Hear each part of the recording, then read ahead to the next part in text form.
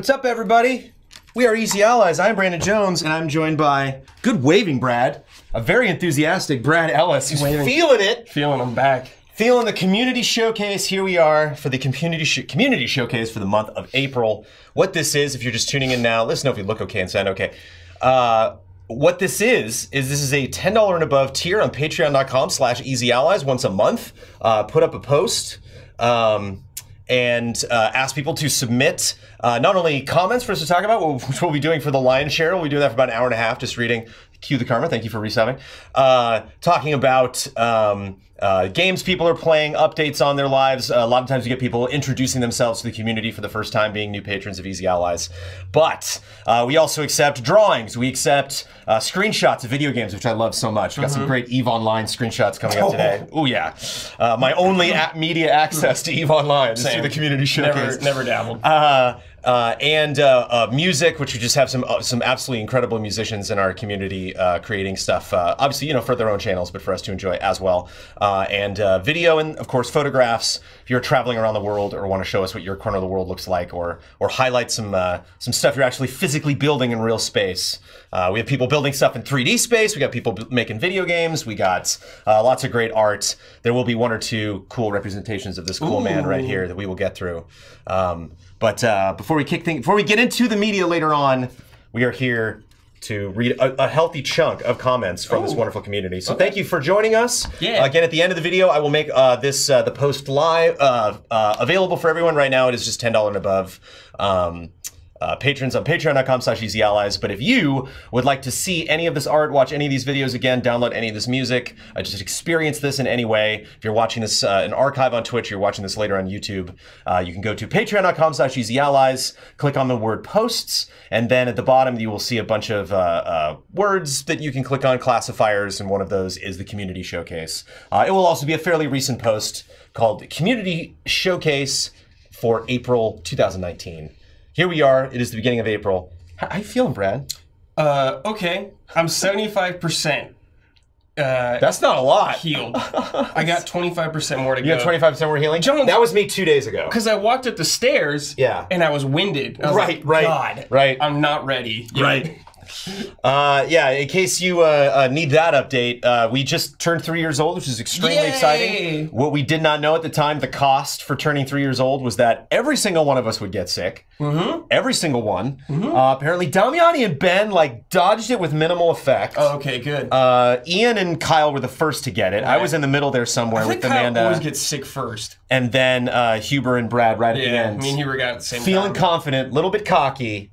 And then, pow. Well, you coughed on your hand, then you wiped me. I did, on camera. You could go back and document that could be a big factor. And you know what? I did it with love, and I was hoping you forgot that. Oh, I didn't forget. Kristen saw it. She was not happy. It's like a Kristen sick. Yeah. Well, I'd say, Brad, so next time you get sick, you can wipe it on me, man. I'll take it for you. Never do that. My worst enemy.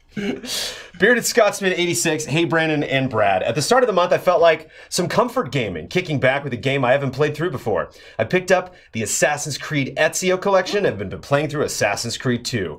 It has been a long time since I played an Assassin's Creed game. My last one was Black Flag at the launch of the PS4. I forgot how much fun climbing around was. Well, except when the controls ignore your inputs, as happens in the older Assassin's Creed games, and the new ones too, but less so. It was a nice quick platinum trophy that only took a week of playing to obtain. I then moved on to playing through Call of Duty Modern Warfare Remastered. I love going back a gen, you know? Yeah. Before this gen ends, going back to that wonderful gen, since it was free on PS Plus. I've had so much fun playing through the campaign again. Veteran difficulty is not too difficult, so this one was another easy platinum for me that took 2 days of playing to get. Next up, I finally started the Final Fantasy XV episode Gladiolas DLC. This is such a fun DLC. He has a parry ability that you need to master in order to get all the trophies. After doing one run through the DLC, I unlocked the score attack mode. For this, you need to get 1 million points for a trophy. If you don't parry most enemies, then you'll end up with a very low score. So you have to take your time in fights, time it right, and get the points. It's split into multiple sections, each with a 10 or 15-minute timer, so you can't take too long on a fight either. So you have to find the balance. Overall, it takes around 30 minutes to get through. I got just over 827,000 on my first run, and then just over 1,100,000 points on my second attempt to get the trophy. Around the middle of the month, I decided it was finally time to get back to the Souls series. My first Souls game was Dark Souls 2 on PS4, and I loved it. It was a good introduction as I could keep working on enemies in the same area, reload at the fire, and then repeat until they stopped spawning, allowing practice, and I had visible progress. After getting the platinum in that, I moved on to Bloodborne and worked through for the platinum. Now is the time I've chosen to get Dark Souls Remastered and work through it.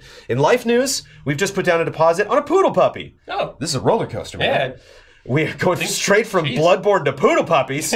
So we are very excited, awaiting the 22nd of April when we can pick her up. We've been tidying up the house and puppy proofing as much as possible. Love and respect, Bearded Scotsman 86. I know very well that pre-puppy. That was some sad days before we got Sophie. So I'm just like, I feel like suddenly my life is incomplete Dogs now. are the best, man. And then it was even, depressing again when we got Sophie. And Sophie's like, I don't know who the heck you two weirdos are. I don't know what is going on. I'm going to sit in the corner and look depressed. But then she warmed up. Megan Linhart. Hiya, Brad and Jones. Hey. So this time I've had just really quick, Souls platinuming. You've done a fair amount of platinuming on the PlayStation 4. Correct. Is Souls among the top difficulty? Or is that something? Were any of those you were like, oh, come on. Come on. Kind of. I remember Kingdom Hearts 1 being brutal in a timely manner. Okay. But yeah, Souls... Demon Souls was hard when I did it the first time because I was back on PS3. Got it. Megan Linhart. So this month I had some trouble with what I was going to write. So I'm just going to talk about a series of films I've been watching recently pretty randomly as I was scrolling through Hulu, and I came across the Twilight Saga. So as of now, I've watched Twilight and New Moon, and I want to give a review for each of the movies for the next 4 months. Cool. Context. Have you seen either of these films? No. I saw the first. I think I might have seen all of them, just like not even barely paying attention, but I've definitely seen the first one. I went into them with an open mind. It came out pretty surprised. Let me say these are not good films, and the books that they're based on are even worse, but I still came out enjoying what I watched, to be honest, and I'm not even sure why. So we'll start with the first film, Twilight. Immediately when I started the first film, I was actually surprised on how small a budget it felt like it almost had. On the small budget, it felt like it almost had an indie type feeling to it. The movie has this endearing quality. The romance is so weird in a way. Edward has this stiff intensity that borders on creepy at times, and Bella is such a bland character, it's not a natural mix. That being said, I actually like Robert Pattinson in this movie, and he is pretty subtle in somber ways he says his lines that really does feel like a stoic vampire, and he is quite attractive. Kristen Stewart does such odd things in this film, and I truly believe the weird things she does must be deliberate. I've seen her in other movies, and she never does these awkward pauses, weird speech inflections, and overall is super awkward. I can't tell if it's good acting or not. I think it leans more towards not great in the spectrum. The thing about acting you gotta remember is, one, after every single take when you're on a film, you turn to a director and you go, was that good? Yeah. And the director's like, yeah, try this now. And then you get more takes. And then when you walk off the set, you have no, as you're directing it or producing it, you have no say whatsoever in what take they pick. Yeah. So like that could have just been the director being like, yes, these weird pauses she took. More weird pauses, please. And she's like, you say so. That's why I loved Kevin Conroy was like somebody like wanted him to make fun of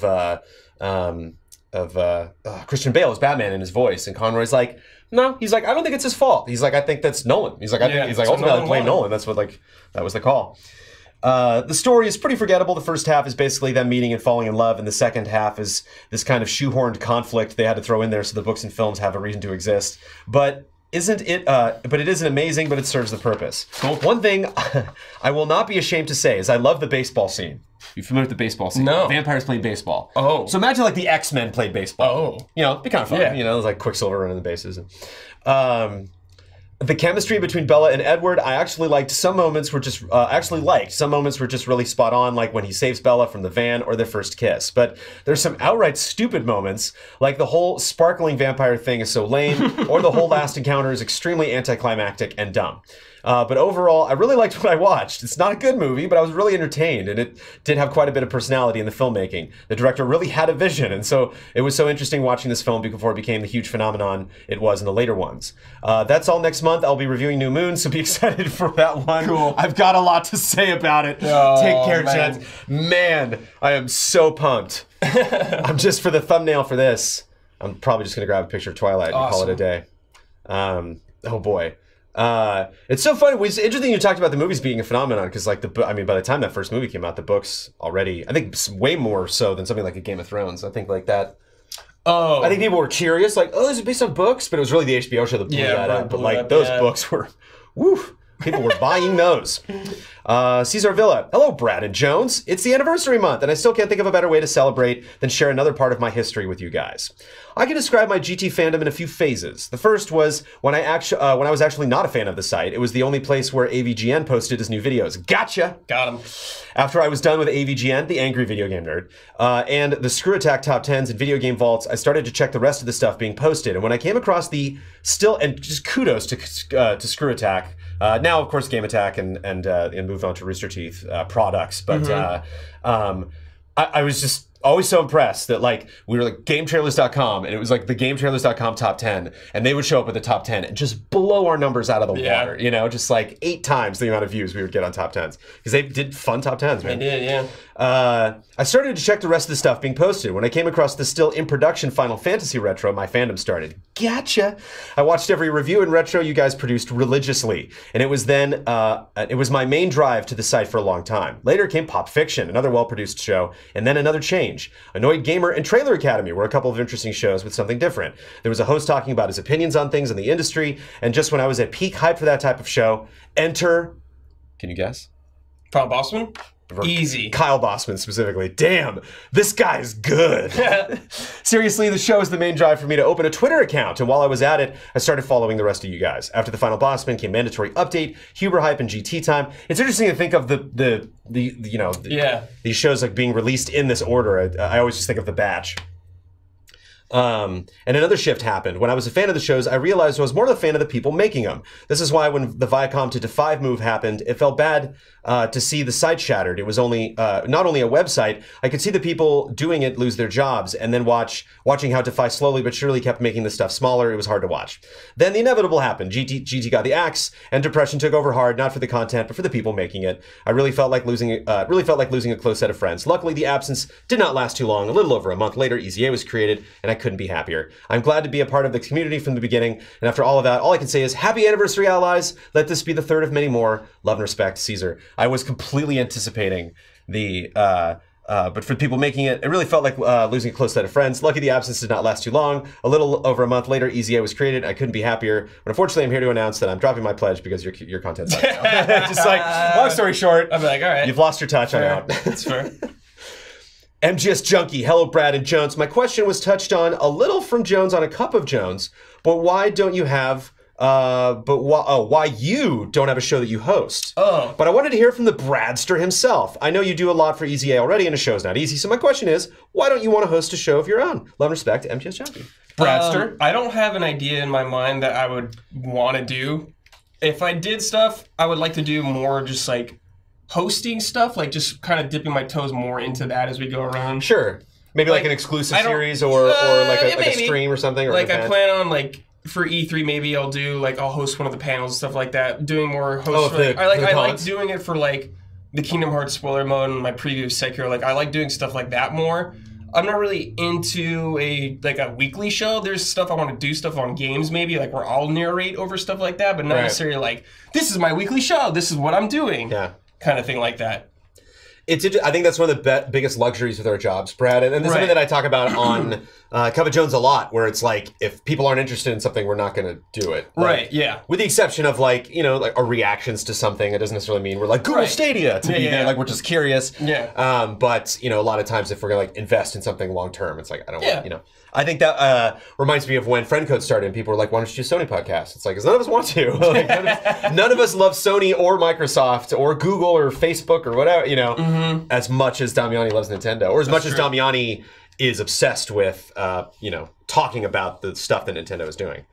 He's a very harsh Nintendo critic. Stephen Beaumont. Hey, allies. I'm once again super unprepared for a community showcase this month. I currently have Sekiro downloading its patch, and I'm so amped to get into this game almost entirely blind. Ooh, nice. Respect. Other than that, this month has been skinny on games as I've been reading a lot of comics, notably X-Men Red by Tom Taylor, which is an absolute masterpiece and exactly what I needed after the Christchurch tragedy. Definitely worth a read, as it is a remarkable story of striving for peace. Red was the big one that... way back, more than a year ago now, I think, I sat down with Greg Miller to talk about comic books and Batman and Superman. And at the very end, I was like, hey, any recommendations? And he said Red. So it's been on my list for a long time. On the game side, I bought and finished Turok on Switch, which was a blast, and got me itching for some N64 goodness. My wife has a second baby on the way. Congratulations, Stephen. In July, so we have a clear out for our spare room in the new nursery. Oh, we have had to clear out our spare room for the new nursery.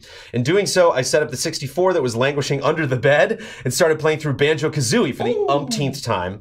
God, what a glorious game. Yeah. My son, aged 3, came home when I was playing and wanted to give it a go. Luckily, I was a collector of 64 games for a while, so I had Tigger's Honey Hunt, which I booted up for him and he absolutely loved. The next day, I booted Banjo up again, but doom and dismay, the battery had finally drawn its last breath, all empty save files. Looked online and they were said to have a lifespan of 10 years, so 20 was a good spin.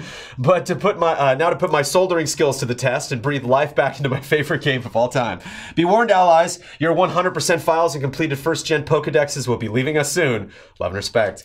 Man, I wonder if I was popping that GoldenEye cartridge right now, does it have those saves? Although nothing, you know, as soon as I would finish one, I would just delete it and start over again. Yeah, I've been lucky with that. Yeah. I've only had like one game, I think the battery died. Yeah, I had one specifically that I didn't even think. I remember the first time I learned that was the hard way at GT. I brought something in. I was like, what? And it was like, there was Damiani that was like, yeah, dude, that's... Battery's dead. He's like, remember how like big a deal it was in Zelda? You could save your game. I was like, yeah. Oh, right. The Tigger's Honey Hunt, though, deep cut. Yeah. Jai Aldiar. Hi, Jones and Brad. I got a chance to try out a bunch of games at PAX East this past weekend. Man, there were some good games at PAX East. I'm so sad. I really want to go to that. And since I'm not as skilled as review writing as you guys, I decided to give out some awards instead. The yeah, that sure is more of that thing I love award tie between Dragon Quest Builders 2 and Divinity Fallen Heroes. Dragon Quest Builders 2 is playable. The almost makes up for Portal not being on VR yet award for D-Magnet. The oh boy, I have a crush already award on Boyfriend Dungeon. Oh my. Whoa. The I am not coordinated enough for this, but damn it looks cool award for Sayonara Wild Hearts. That's that crazy res looking music jumping that game sounds tunnel awesome, thing. dude. That name's so good.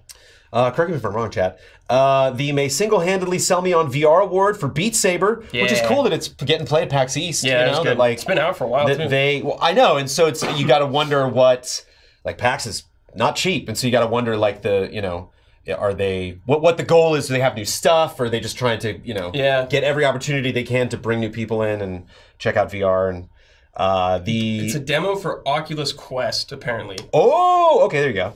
I mean, again, good for them to get on board with that stuff, to have more opportunities for people to play a game that could otherwise slip by. The Unexpected Linguistic Puzzles Award for Heaven's Vault. First time I heard of that. The Yikes, This Sure Controls Like a VR Game Award for Falcon Age. Oh no! Oh, Blood's really excited about that, and I'm very excited because it's the Dino Frontier guys. Cool. It is? Yeah. I didn't know that. I didn't know that either. I'm even more excited I know. And Dino Frontier was really, really, really great, and was just before. I think PSVR had a really good year last year. I think it's going to sell a lot of units now, and Dino Frontier was just right underneath that. I love Dino Frontier. And it just did not sell well, and so like I hope Falcon Age does well. So, but the Ori sequel, Ori sequel award for Evergate? Ori hype, Brad. Yeah. I've never played it, but I want to play it. So yeah, you're a big Metroidvania guy though, right? Yeah. Yeah. I just haven't played it. Yeah. I've always wanted to play it though. I am like ashamed of my track record with Metroidvania games. I just don't. There's too many, man. No, I just don't. Well, I don't know. There's too many games. It's just not a genre I'm like that I need. You know, it's like I admire. You know, like something like Guacamelee 2 is like, God, that looks great. But like, am I gonna enough to download, enough to jump through? I don't know. The clunky but so much silly fun award for Space Channel 5 VR. The wow, I don't want to play this but can't wait for Jones to stream it award for Dreams. Thank you. And of course, the unofficial honorary Easy Update Best Carpet Award, Discord. Oh, Discord bucks. Hope next year is the year you can make it out here to share your own impressions. Fingers crossed. But it was great to see everyone at the anniversary event the week before. I'm having anniversary blues, Brad, because I do this every year and it drives me crazy. And I want to have a longer meetup next year. That's one of my goals for year 4. Okay. Because there are people that I read their names all the time for the showcase and for Cup of Jones. There are names that I read all the time for the sponsors at the end of every month for our podcast.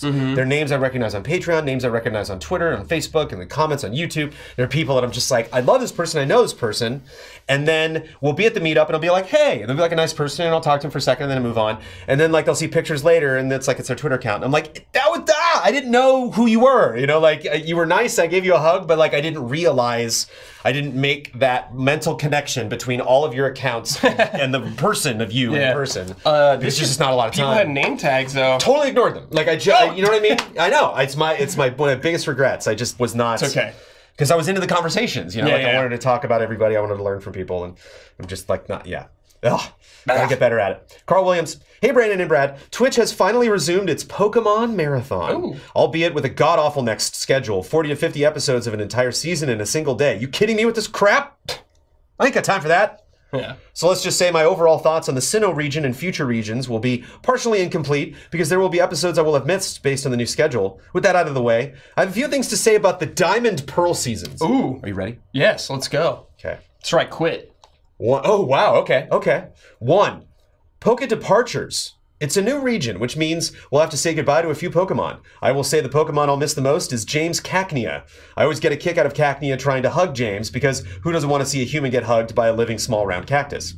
And what a shame that Cacnea is off the team early into the second Sinnoh season, because the only Pokemon James has left to show him affection by inflicting pain on him is Carnivine, who has a god-awful design.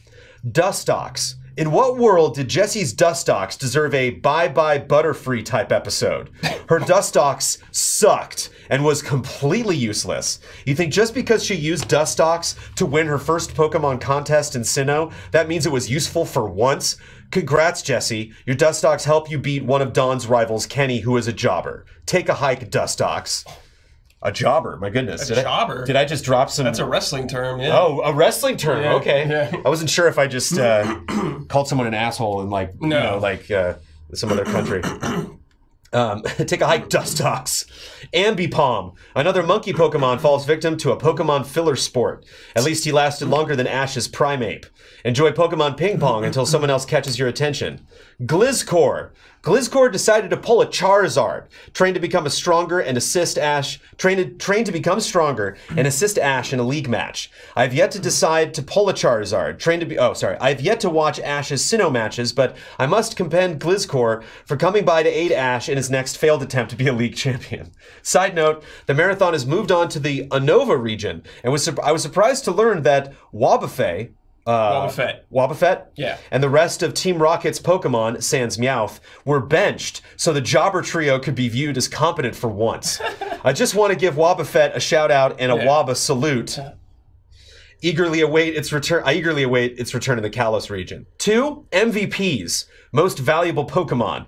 I just want to give props to 3 Pokemon from the main group of Ash, Brock, and Dawn. 1, Croagunk. Honestly, if all Croagunk did was poison jab Brock where the sun doesn't shine every time he fell for a random female character, it would still be on this list. But I'm a big fan of Croagunk's natural facial expression that just screams, whatever you say or do, I'm still uninterested. And I loved its first encounter with Team Galactic's Toxicroak. Best stare down ever. 2, Piplup, or as it's called in France, Tiploaf. Talk about a 180. My first exposure to Piplup were in the movies, where I found him to be a bit annoying and unfunny, but on the show, he's hilarious and charming. He becomes funnier when he's the butt of a joke. I never get tired of him desperately trying to avoid Gibble's pitiful Draco meteor and still getting blasted by it. Dawn made the right choice for her starter Pokemon. 3, Chimchar. What a tremendous arc for Chimchar. From being one of Paul's Pokemon, only to go through harsh training and is ultimately abandoned, then is taken in by Ash, who not only treats him with proper respect and care, but is willing to be engulfed in Chimchar's flames while it's in immense rage, while using Blaze to calm it down. That takes guts, Ash, so props to you. When I get to the Ash versus Paul match in the Sinnoh League, I really hope Infernape, Chimchar's final evolved form, is the one that knocks out Paul's last Pokemon. I have a lot more to say about the Sinnoh seasons, Dawn, rivals, especially Paul, Team Galactic, and some other stuff. I'll save all that for next month. Thanks for listening, Carl. Woof! Carl, I didn't understand probably 50% of that. I didn't understand any of it, but I loved it. But that was hype. I'm just like, who are these Pokemon? I mean, you knew the buffet one. I knew Wobbuffet, yeah. I'm dying. I know, man. It's strange. I think you'll get better. I think in like 40 minutes you'll actually be in better shape than you are now. When I started this week's Cup of Jones, man, at the beginning, I was like, oh no. Yeah. I'm dying. Brandon K. Gann, nothing is as fun as playing video games. True. But what comes very close is looking ahead, getting hyped for the next exciting thing. While there is a plethora of upcoming games, the following 10 stand out as having that little bit extra to warrant the attention they get. These are the Easy Allies Forum's top 10 most desired 2019 games. Cool. Before we begin, games not having anything official stating a 2019 release are ineligible, and the number of times a game is desired is how the list is ordered. Number 10. Super Mario Maker 2. When the Switch started getting Wii U ports, many called for the first to also make the jump, but courtesy of the most recent Direct, the sequel appears to add a lot of new and refine the experience. Number 9. Astral Chain. This surprise has caught several on the forum's members' attention, skyrocketing this platinum project to the top 10 of a list of just under 50 games. With an August release, we'll see if it lives up to the hype soon. 8. Dreams, beating Super Mario Maker 2. Yeah! Up until 2000, nothing against Super Mario Maker 2. Up until 2019, Dreams has felt like a dream for years. But now people have played it, and with early access promised to come soon, the everything creator could explode once more people get their hands on it. Number 7, Fire Emblem Three Houses.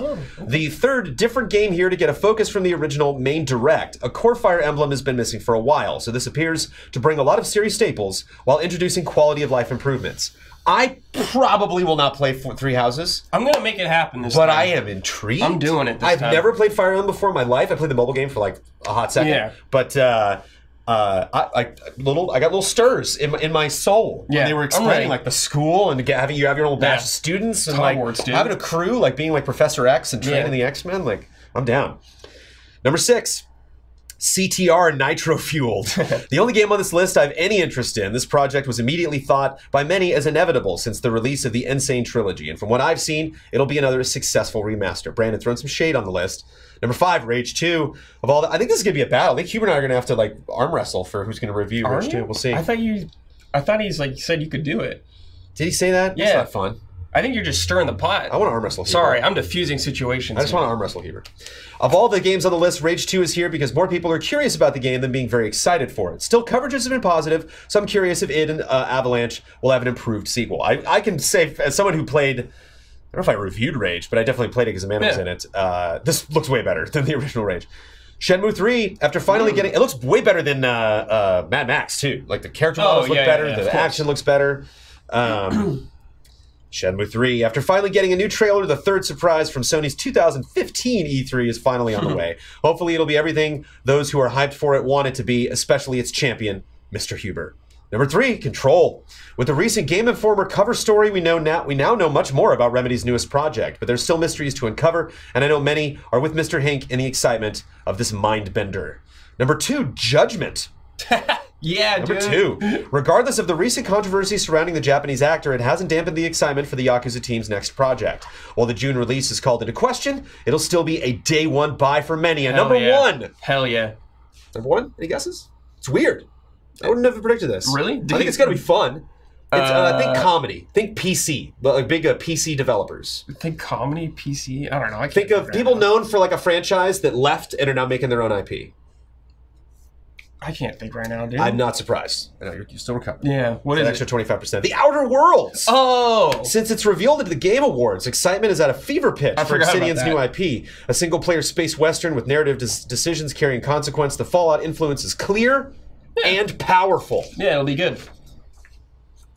Clear and powerful. No Days Gone, no Dragon Quest Builders 2. I was gonna say Days Gone because he said it was surprising. I was like, that's a Days Gone. Oh no, that'd be fun. Like, what? I got this list backwards. Not surprised.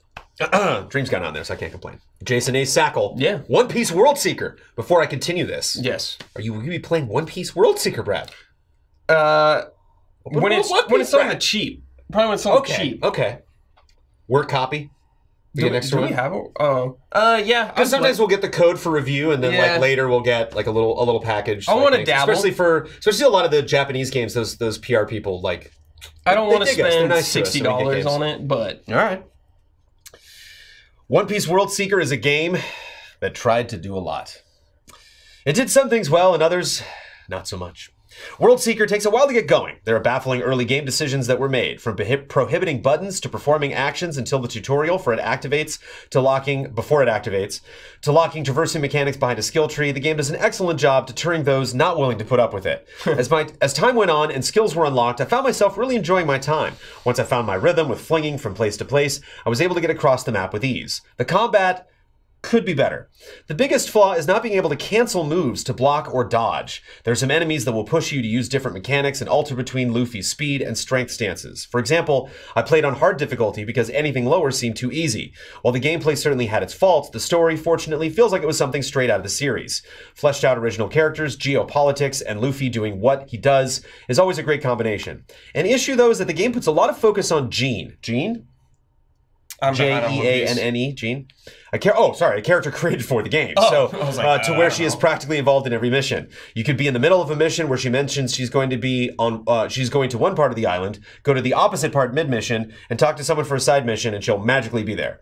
It would be nice for them to focus on different islanders as well. I do like how developed Jean's character is, though. There's a mission where the burden she carries gets too much and you have to find her. I knew exactly where to go. It is also always nice when the antagonist has an actual motivation. Yeah. The music in the game deserves a big shout out. While it is done by the same composer of the One Piece anime, Kohei Tanaka, all the music for the game is original. So different scores for each of the towns tells a story and how that area is thriving. The city has more of a bombastic industrial score, while the score that plays well in a small town is a bit more whimsical. I wish there were basic things like an encyclopedia tab for those not familiar with One Piece. I could see people being lost and asking questions: who is this character? What is their role? What is their connection? What is hockey? In the end, though, World Seeker serves as a stepping stone for what the developers could accomplish. It isn't all that bad. I do hope that they build off and evolve it. Early on, I heard comparisons to Spider-Man. I just don't see it, though. I think that's if you're just, like, looking at it. Yeah. I didn't get any game-breaking bugs during my playthrough with World Seeker. Amazing! Sackle loves the bugs. Sackle's got that bloodworthitis, where the bugs just find him. Dang. Sackle showed me some Spider-Man bugs. I was like, what? That never happened to me. Dude. Oh, boy. James Vest, hello and good day. Hello. I've had a rather light month as far as video games go. I played a good bit of Smash and Tetris 99. I had two because I was sick like 2 weeks running. I felt back because I was on Frame Trap and I'm like, I haven't played anything. I played Sekiro Division, that's it.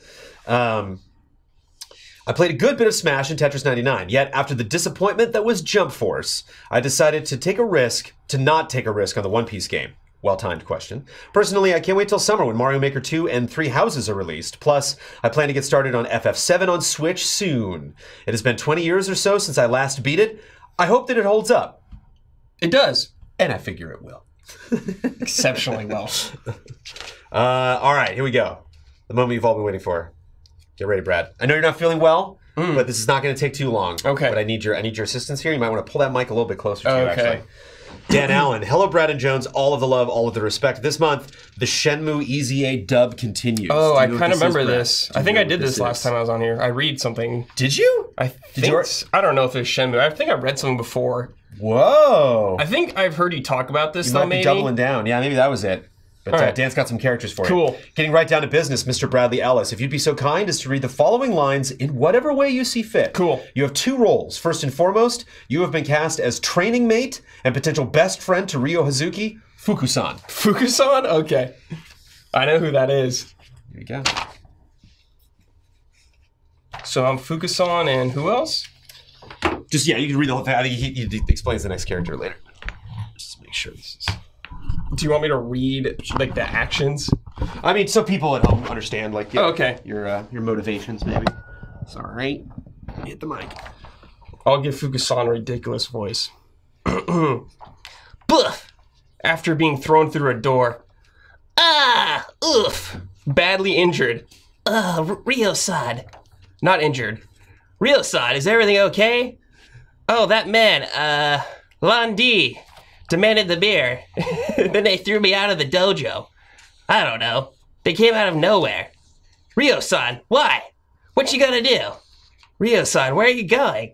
You're not going after them. Please don't. Look, what they did to Hazuki-sensei? What is it, Ryo-san? I'm sorry, I didn't see it. Okay, your second role is that of a woman who lives from the area where Ryo lives.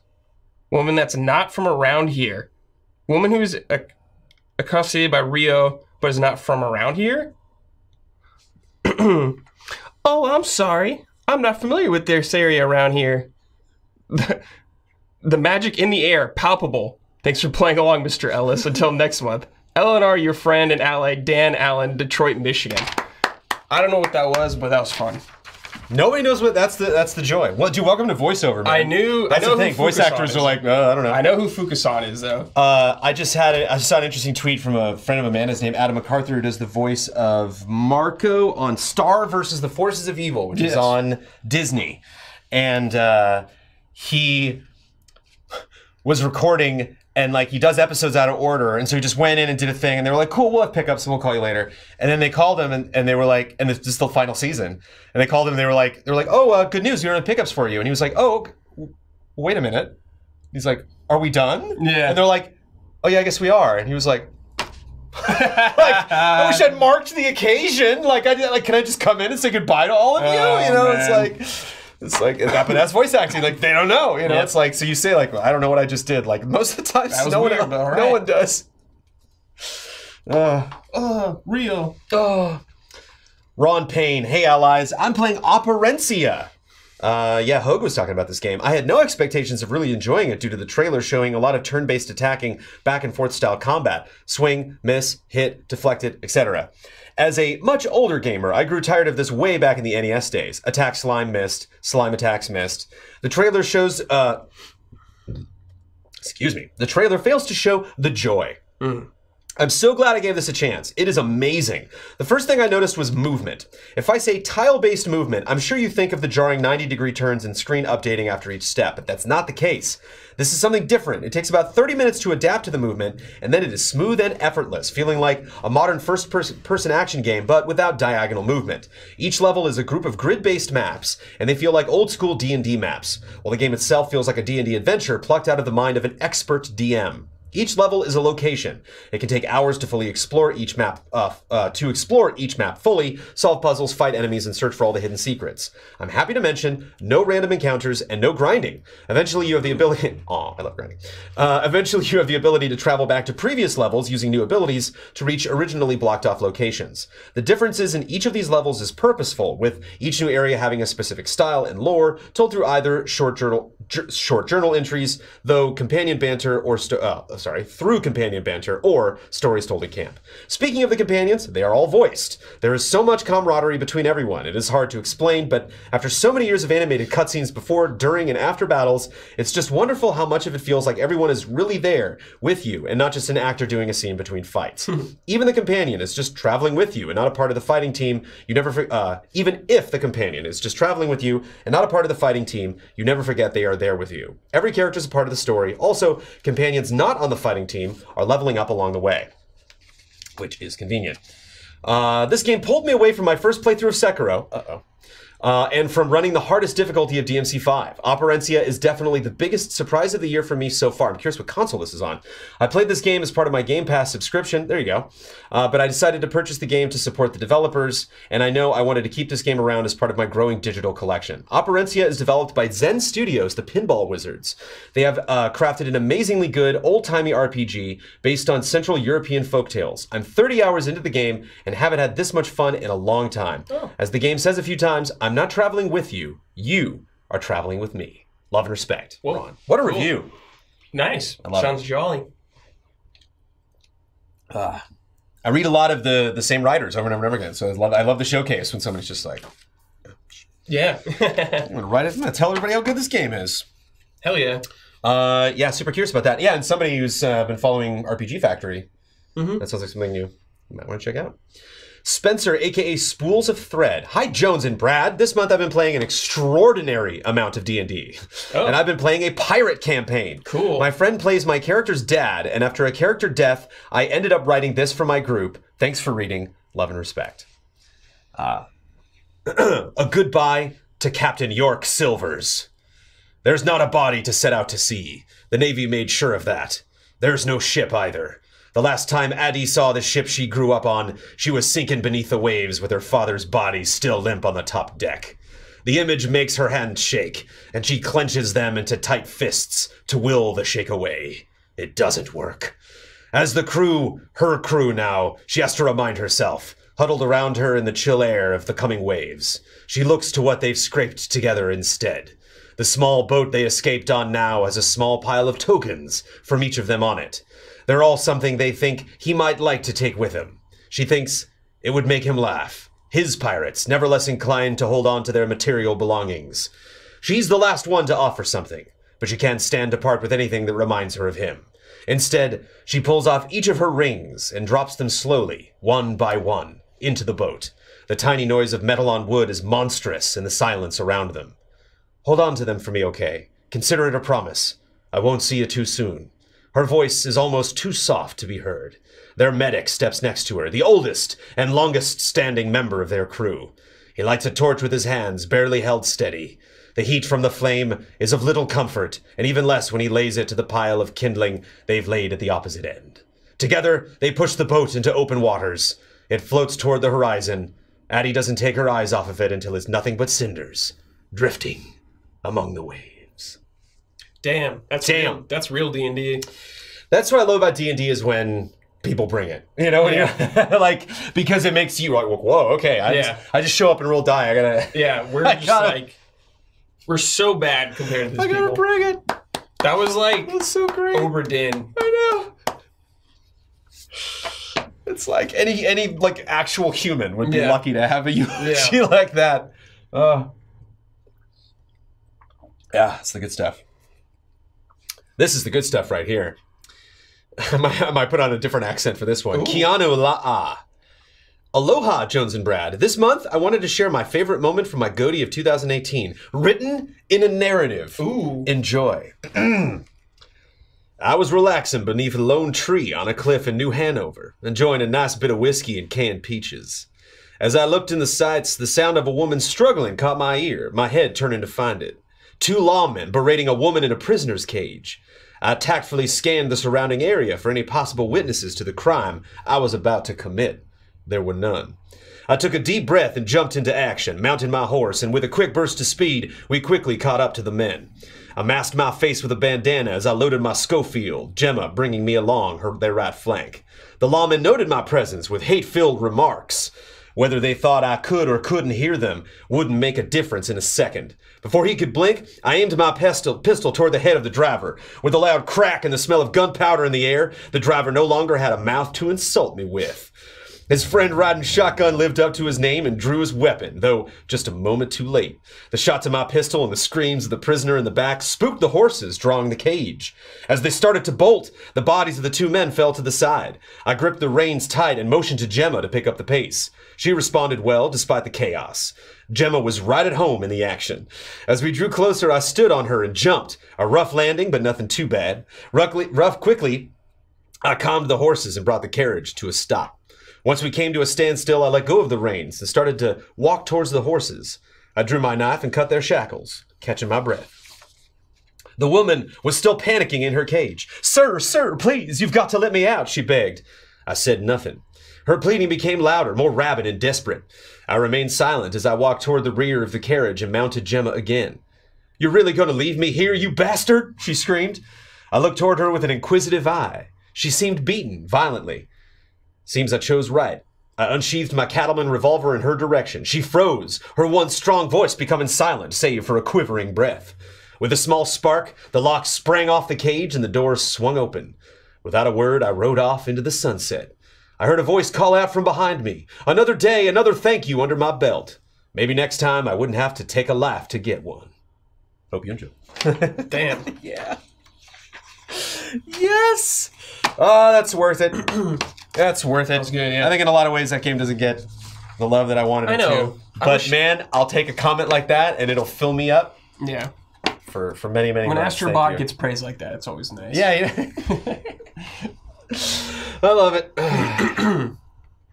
I just hope. See, I think Ian would enjoy that story. Oh, yeah. He'll say the bad things to say about Red Dead Redemption 2, but he would enjoy that story. Jordan Kirk. Hey, Jones and Brad. Both my heavy hitters this month come from an anticipatory hype for newer installments by their respective companies. First up, NetherRealm Studios and Mortal Kombat 11. While I'm mentioning 11, I think it's worth saying that they've done a swell job at marketing this game. Yeah, the Ronda Rousey thing was the only like weird trailer I thought.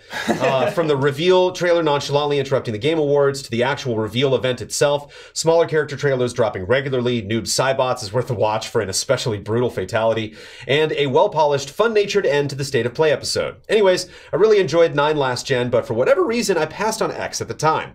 Going through the XL edition has been a treat. The fighting itself is pretty tight, and the fatalities and brutalities are as graphic as ever. What took me a little by surprise, though, was the story is done just as well as some of these other elements. It's got well-choreographed moments outside of gameplay, compelling characters, old and new, high stakes, and explores character motivation and relationships using flashback for context when necessary. Yeah, I always thought they were good, and like I think Ben, I'm not gonna put words in Ben's mouth, but I think Ben said, he's like, no, it's Damiani. He was like, this is the best story in fighting games. He's like, he's like the NetherRealm for the Injustice to the more than doing Mortal Kombat. Like, maybe not best story in terms of like what you see the characters doing or like the writing, but like the production value that they put into it is very, very, very impressive. And I think for anybody that's not into fighting games, like if you have it in your budget, you might want to pick up Mortal Kombat 11 just to, you know, drop that difficulty level and check out that story. It even stole a page out of a Marvel movie with a mid-credit twist and tease for the future. April 23rd, get over here! The second company, a new iteration, is From Software and Sekiro Shadows Die Twice. While I don't see myself playing Sekiro in the immediate future, Communal Ally Sekiro hype, a little boredom, and seeing a tweet from Ian saying he had purchased another copy were enough for me to go into my library and finally hit download on Bloodborne. Being born near but adopted from Transylvania, I've always had a soft spot for vampires and gothic horror in general, so the dark gothic environments have been like a warm blanket. I've also fancied a slightly more offensive mindset than in previous Soul titles, so the combat fits like a glove. That's not saying I had an easier time though. There's still been plenty of moments of losing a large amount of blood echoes from a tough challenge, then losing them forever when a minor beast takes me by surprise on the way back. It took me a little bit to get used to, but Kirkhammer hype. I mean, come on now, it's literally called my name. Finally finishing off the first Kingdom Hearts. Love how it went full anime at the end. Also dabbed in the Modern Warfare Remastered, second time it was brought up, since it's a March PS Plus game. I'm bummed I didn't just grab that. 11 and a half years later, it still holds my favorite Call of Duty campaign. It still holds up, I imagine, or still holds my favorite Call of Duty campaign. Shout out to Al all gillied up, and the first few moments of the next mission for one of the best sneak and sniper missions around. That'll do for this month. Good games are coming, and I'm really glad I keep saying that accurately. Till next time. Nice. Yeah.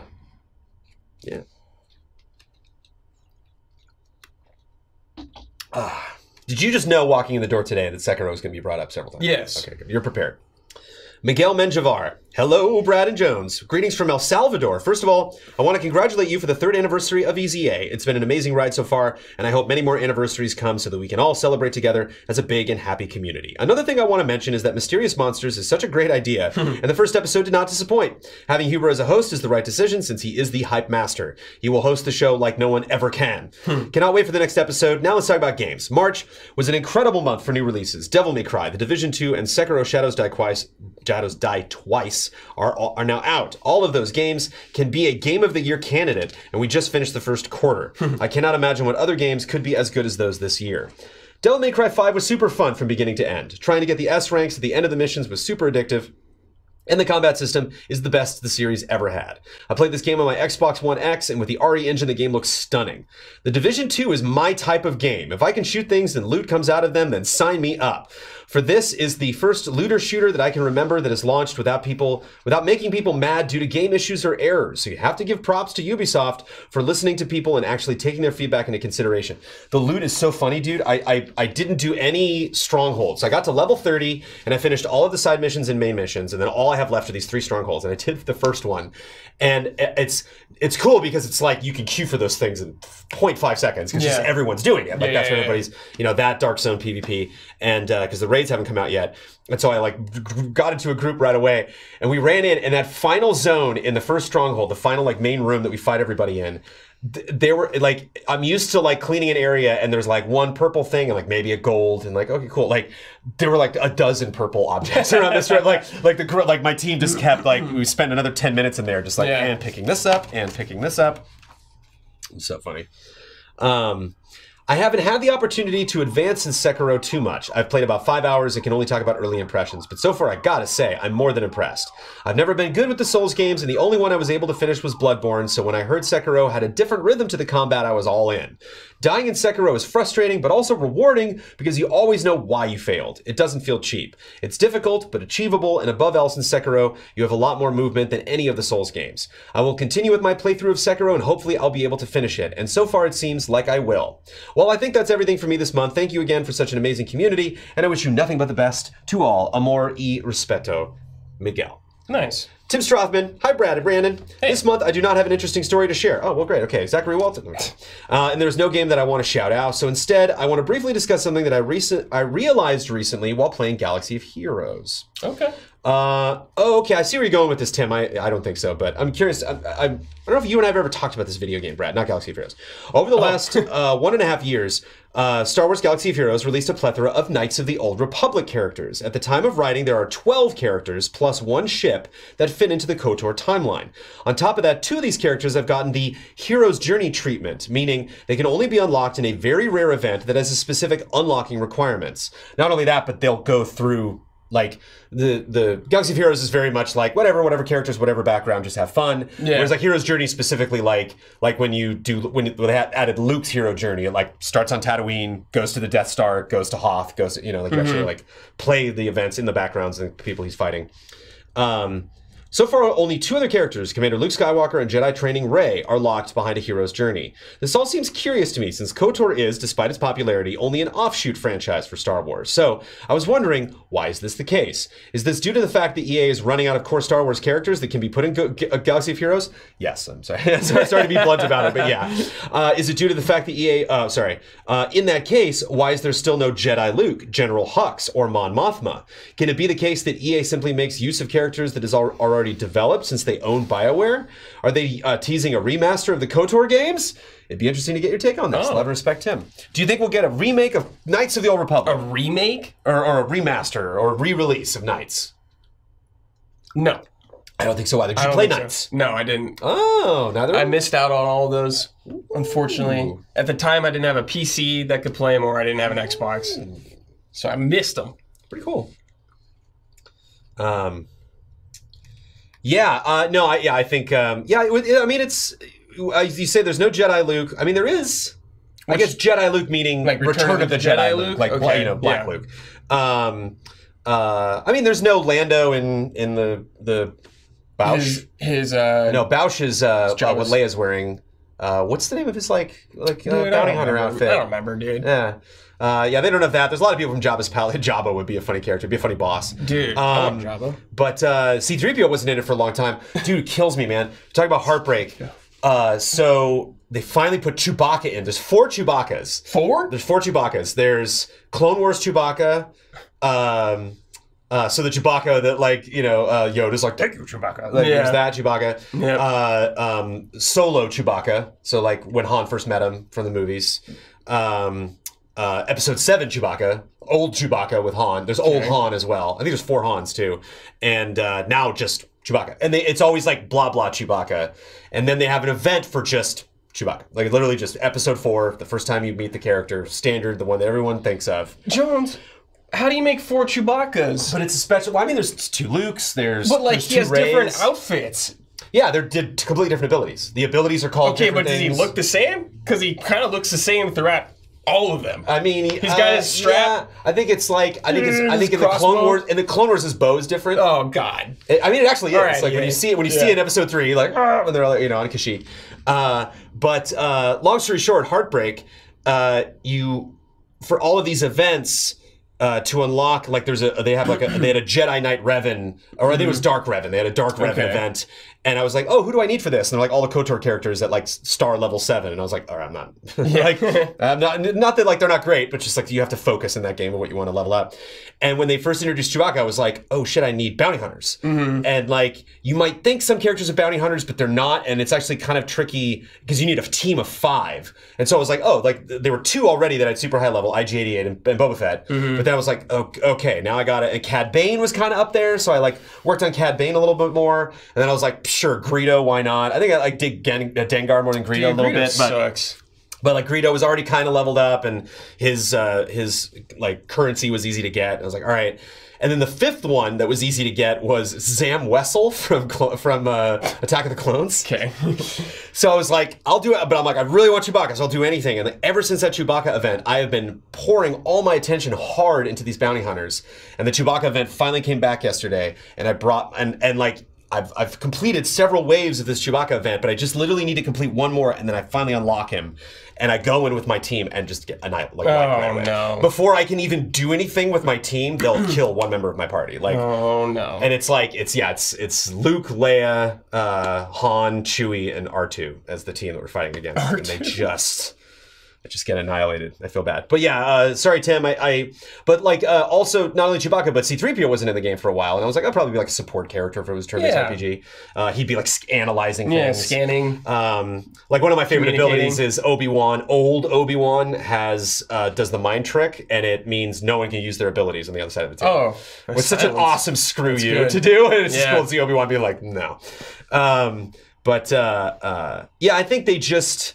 I think there's a roadmap. I think it's like Hearthstone or Overwatch where like they know like what the next 2 years look like roughly. And so if there's something you're like, it's weird that they haven't really focused on this character yet. Like I think that's intentional. There's 2 Kylos with the mask and without the mask. Baby. Kylo Ren unmasked. Yeah, it's called. Zachary Walton got the Star Wars shirt. I got Brad here. We're gonna talk about Star Wars. Zachary Walton, hey Brad and Jones, let's talk about the 3 worst months of my entire life as I approach turning 30 in May. Back in January, I fell into a deep depression because I had finally come to recognize a major part of my life for the past 16 years was in fact an addiction that had become ritualed into my OCD and depression. It was a sobering experience when I realized it, and I fell into an even deeper depression due to feeling ashamed and guilt over not realizing what had been happening in my life all these years. The next 2 months were full of all the worst emotions, and for the time feeling like self-harm was a viable option out as I struggled with the lingering urges of addiction. Then... Sekiro, Shadows Die Twice came out. I'd always been a fan of From Software, and am frequently stumped by the community showcase for games like Shadow Tower, and am frequently stumping on the community showcase for games like Shadow Tower and Echo Knight, which, by the way, I saw somebody sent you that, so cool. But Sekiro is something else. It made me forget all about my troubles when I was playing it, as I was too focused on trying to survive in brutal 16th century Japan against some of the toughest bosses I had ever faced. And this time, I was alone. I couldn't rely on anybody else's strength to overcome adversities as I had in the Souls games. I was doing all right until I came upon Genichiro Ashina. He kicked my ass over and over and over again. I started to slowly get better though while I adjusted to my playstyle to be far more aggressive than I'd been up to that point. When I beat him, it was the greatest feeling. It gave me a renewed sense of strength. After all, I just beat the hardest boss I'd ever faced in a FromSoft game. If I can do that, I can do anything. That's right. You can do anything. Since then, I've been feeling better, focused on healing and forgiving myself. The anxiety and depression are definitely still there, but I've had no real addictive thoughts since then. There are definitely going to be bad days going forward. Hell, I had one Monday, but it's definitely more manageable than it used to be. I had one on Monday, but it's definitely more manageable than it used to be. I'm in a happier place, and I'm getting better every day. So I just want to say to the community, Sekiro or any other video game that isn't going to magically make the pain go away, but you're stronger than you think you are. If you need help, don't be afraid to ask, but you should always give yourself more credit. You got this. If I can crawl my way out of 16 years of addiction and beat Genichiro, you can do anything. Love and respect, Zach. A wonderful message. Yeah, I found when I got into therapy for anxiety, that was like a huge discovery. I was like, wow, I must have some weird stomach issue. It was like stress, you know, and like I couldn't make that connection mentally, and it was a huge step when I did. And if you make those leaps, if you realize that you've been doing something that's been causing you harm, like that's great. Like that's such growth, that's such maturity. Like, so you should never be like, oh, I'm such an idiot for not noticing that earlier. It's very common to not notice those things, and it is so cool and such an achievement when you do. So hats off to you even recognizing the benefits you were getting from Sekiro, you know, and noticing these things that are good for you, and then doing those things. Yeah, so like whenever somebody apologizes, oh, I'm sorry for playing this, or I'm sorry, I focus on those things, and I'm not interested in that. It's like, you know, just find the things that you love that make you happy and gobble them up. Yeah. Small Leviathan, hey Brad, and hello Brandon. Oh, hello. You got the hey and I got the hello. I'm much more casual than you. Okay. That's what the kids think. Here we are in April, the month in which I'll be celebrating my 24th birthday. Feels weird in a way. Time really does move differently as you age, doesn't it? Not that I'm concerned about aging, but it is an interesting thing to think about. Anyway, before discussing the games I've been playing, did any of my fellow allies get Splatoon 2 following the free demo week in late March? If so, welcome to the world of squids and kids, and also octopuses. If you're looking for tips, tricks, or someone to play with, don't hesitate to hit me up at Small Leviathan on Twitter. That's at small, the word small, dash the word Leviathan, regular spelling on Twitter. At small dash Leviathan. I'm not always available to play, but I'm always down for giving some advice. So, with that out of the way, I want to start by talking about a game that I played a couple of months ago, but never talked about. Sunset Overdrive. Ooh. The game has issues, but holy moly, if that game does not have the best open world movement I've ever experienced. The only thing that comes close is probably Dying Light, and hopefully Spider-Man. I had so much fun grinding, bouncing, and wall running around Sunset City that I got offended by my character quipping in about how convenient fast travel is during certain side quests. In fact, this game and Dying Light cemented to me the fact that fast travel systems are actually a crutch to cover up boring world design. As for games, I mean, it's catering to different play styles. Like someone like me who has to review open world games as fast as possible, I certainly appreciate it. It did take me a while though in Spider-Man to be like, oh right, I can fast travel over there. As for games I was actually playing last month, Baba Is You is one of them. This game is so gosh darn smart. In fact, it's probably smarter than me. That's okay though. Even though I get stuck constantly, it's okay, because this game just oozes charm and intrigue at every turn with its funny scenarios and adorable aesthetic. Baba is love. But the real heavy hitter this month, the one that I think most of us were looking forward to, is of course, Sekiro. I had some doubts about Sekiro initially, primarily in regards to the removal of the RPG elements and the lack of character customization, but I think Sekiro justifies their removal with its on-point combat and surprisingly focused narrative. I might just have a case of new game infatuation, but I do feel like this is the best any Souls combat has ever been, with some of the most tense and dramatic encounters the overarching Souls series has ever seen. Also, I do really just love this kind of low fantasy story set in a Japanese setting. I think it works in a way it hadn't if it was another Western fantasy story. My favorite bosses, this is just boss name spoilers, so tune out for a couple seconds if that's an issue for you, were the Corrupted Monk and the Guardian Ape. And, well, that's all for me for March. But be sure to come back for the April showcase, where I, having just recently celebrated my birthday, will be a bit self-indulgent and share some spicy takes. Love and respect, Small Leviathan. I'm here for the spicy takes. I think our community is here for spicy takes. I think the community showcase exists partly for spicy takes. For spicy takes. I'm surprised I haven't gotten more backlash. Do you know I got spicy on Monday? No. On Cup of Jones? No. You know how I say Terminator 2 doesn't hold up? And I get people upset. I spent over 30 minutes explaining why Terminator 2 doesn't fantastic. So if you're curious about that, and you're here on Twitch doesn't necessarily mean you're a sponsor, but that's funny. $1, patreon.com/EasyAllies, you can find out why. Despite my intense love for James Cameron, I think T2 is weird. Matthew Pauling, greeting Jones and Brad. First up, Brad, Sekiro and Hall of Greats when? Well, what I've learned about Hall of Greats apparently is that you gotta wait a couple years until people think the honeymoon phase is over. Sure. Yeah. Not for a while. Not necessarily because we would consider it ineligible, but you're probably not going to win the room. Right. You know, you want to find that. It's like you know when you go on if you've ever been on a plane and you see what movies are available and it's in that weird limbo period. It's like not on Blu-ray yet. Yeah. HBO hasn't got it yet. Netflix doesn't have it yet. But it's not in theaters anymore. It's on planes. Yeah. You know, it's a little like weird period. You got to find that Sekiro period where everyone's kind of forgotten about it. I'm gonna wait. And you show up. Oh, Sekiro! Like that's like a year plus. Do you know your Hall of Greats game? No. Okay. No idea. Nice. I understand certain elements stopping it from being a 10, but those boss fight samurai duels are a 10. While it would be spoilers, I believe showing some footage of a duel with a certain saint that is blocking me from finishing the game would make a bold statement of what I believe makes Sekiro more intense and yet more intimate than other From games. Second, a shout out to Vampire, now on Xbox Game Pass. Ooh. Nice. Vampire is free. I mean, not free, but I have Game Pass. Oh. Ooh. I might check it out. It's a game with problems, mainly crappy combat, but the story is great and well worth your time. Third, another flawed but still good game. The Technomancer is the Xbox Games with Gold game of the month. Think Mass Effect / Dragon Age / Sith Lightning. Okay. The game has insane plot points. In an earlier part of the game I saw coming, I thought I had it all figured out, and then bam, it hit me from the other side. Love and respect, allies. Nice. You think you got it coming, and then it hits you from the other side.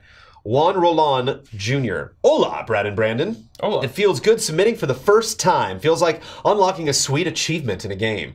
Huge thanks to Brad from his words of wisdom regarding play what you want to play, and the idea of not feeling guilty about dropping a game if you're just not feeling it. Like Huber, I felt like I always had to push through, but I've dropped a few games recently that just weren't vibing, and it's liberating.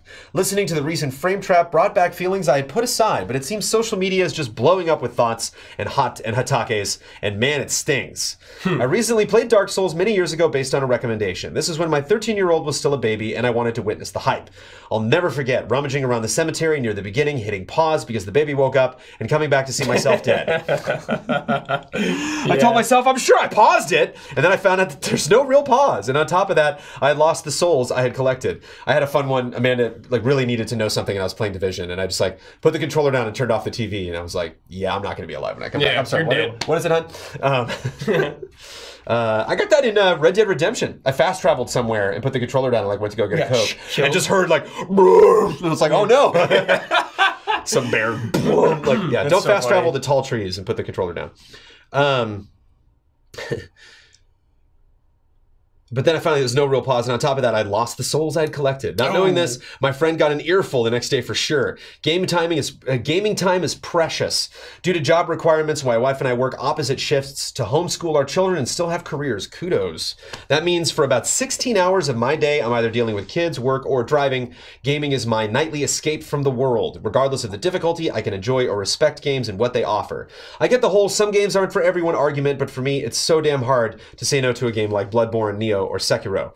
I look at them and want every morsel. Neo haunts me, man. I played a lot of it, but I didn't never finished it. Get all the way to the end. Yeah, but Neo 2, I'm sure will be amazing, especially after Sekiro. Yeah. Once I hit credits on that, I'll be so hungry for more. These games require time, and that's where I fall short. Time is my biggest enemy, and that's what's holding me back. Dude, I would get so livid because in Final Fantasy XI, I was a paladin, so I'd tank every party, and I was always the first to die. Yeah. And they had abilities called 2 hours. I don't know what they were actually called. Yeah, you're invulnerable. So every 2 hour, I could and just at least be like, run away, and I would take the hits running out. But I was always the first to die. And sometimes, man, I would just get really cocky, playful, well, whatever. And they wouldn't die. They'd get to run away because I would take the fall for everybody. And I remember one time I got upset. And I was like, can we just please not wipe? I'm about to de-level, man. I can't lose any more experience.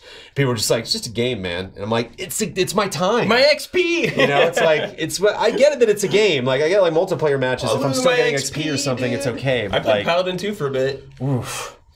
That grinded my gears. Whenever I think about people valuing game time, I just always see my paladin face planting.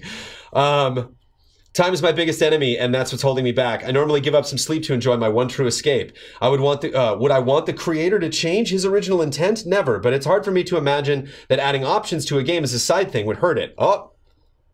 Can you guess what topic we're veering into? Yes. I would only think it opens the door for those that probably would have purchased it just to experience the world. I can promise that if the game felt a little more accessible, I'd drop full price for them easy.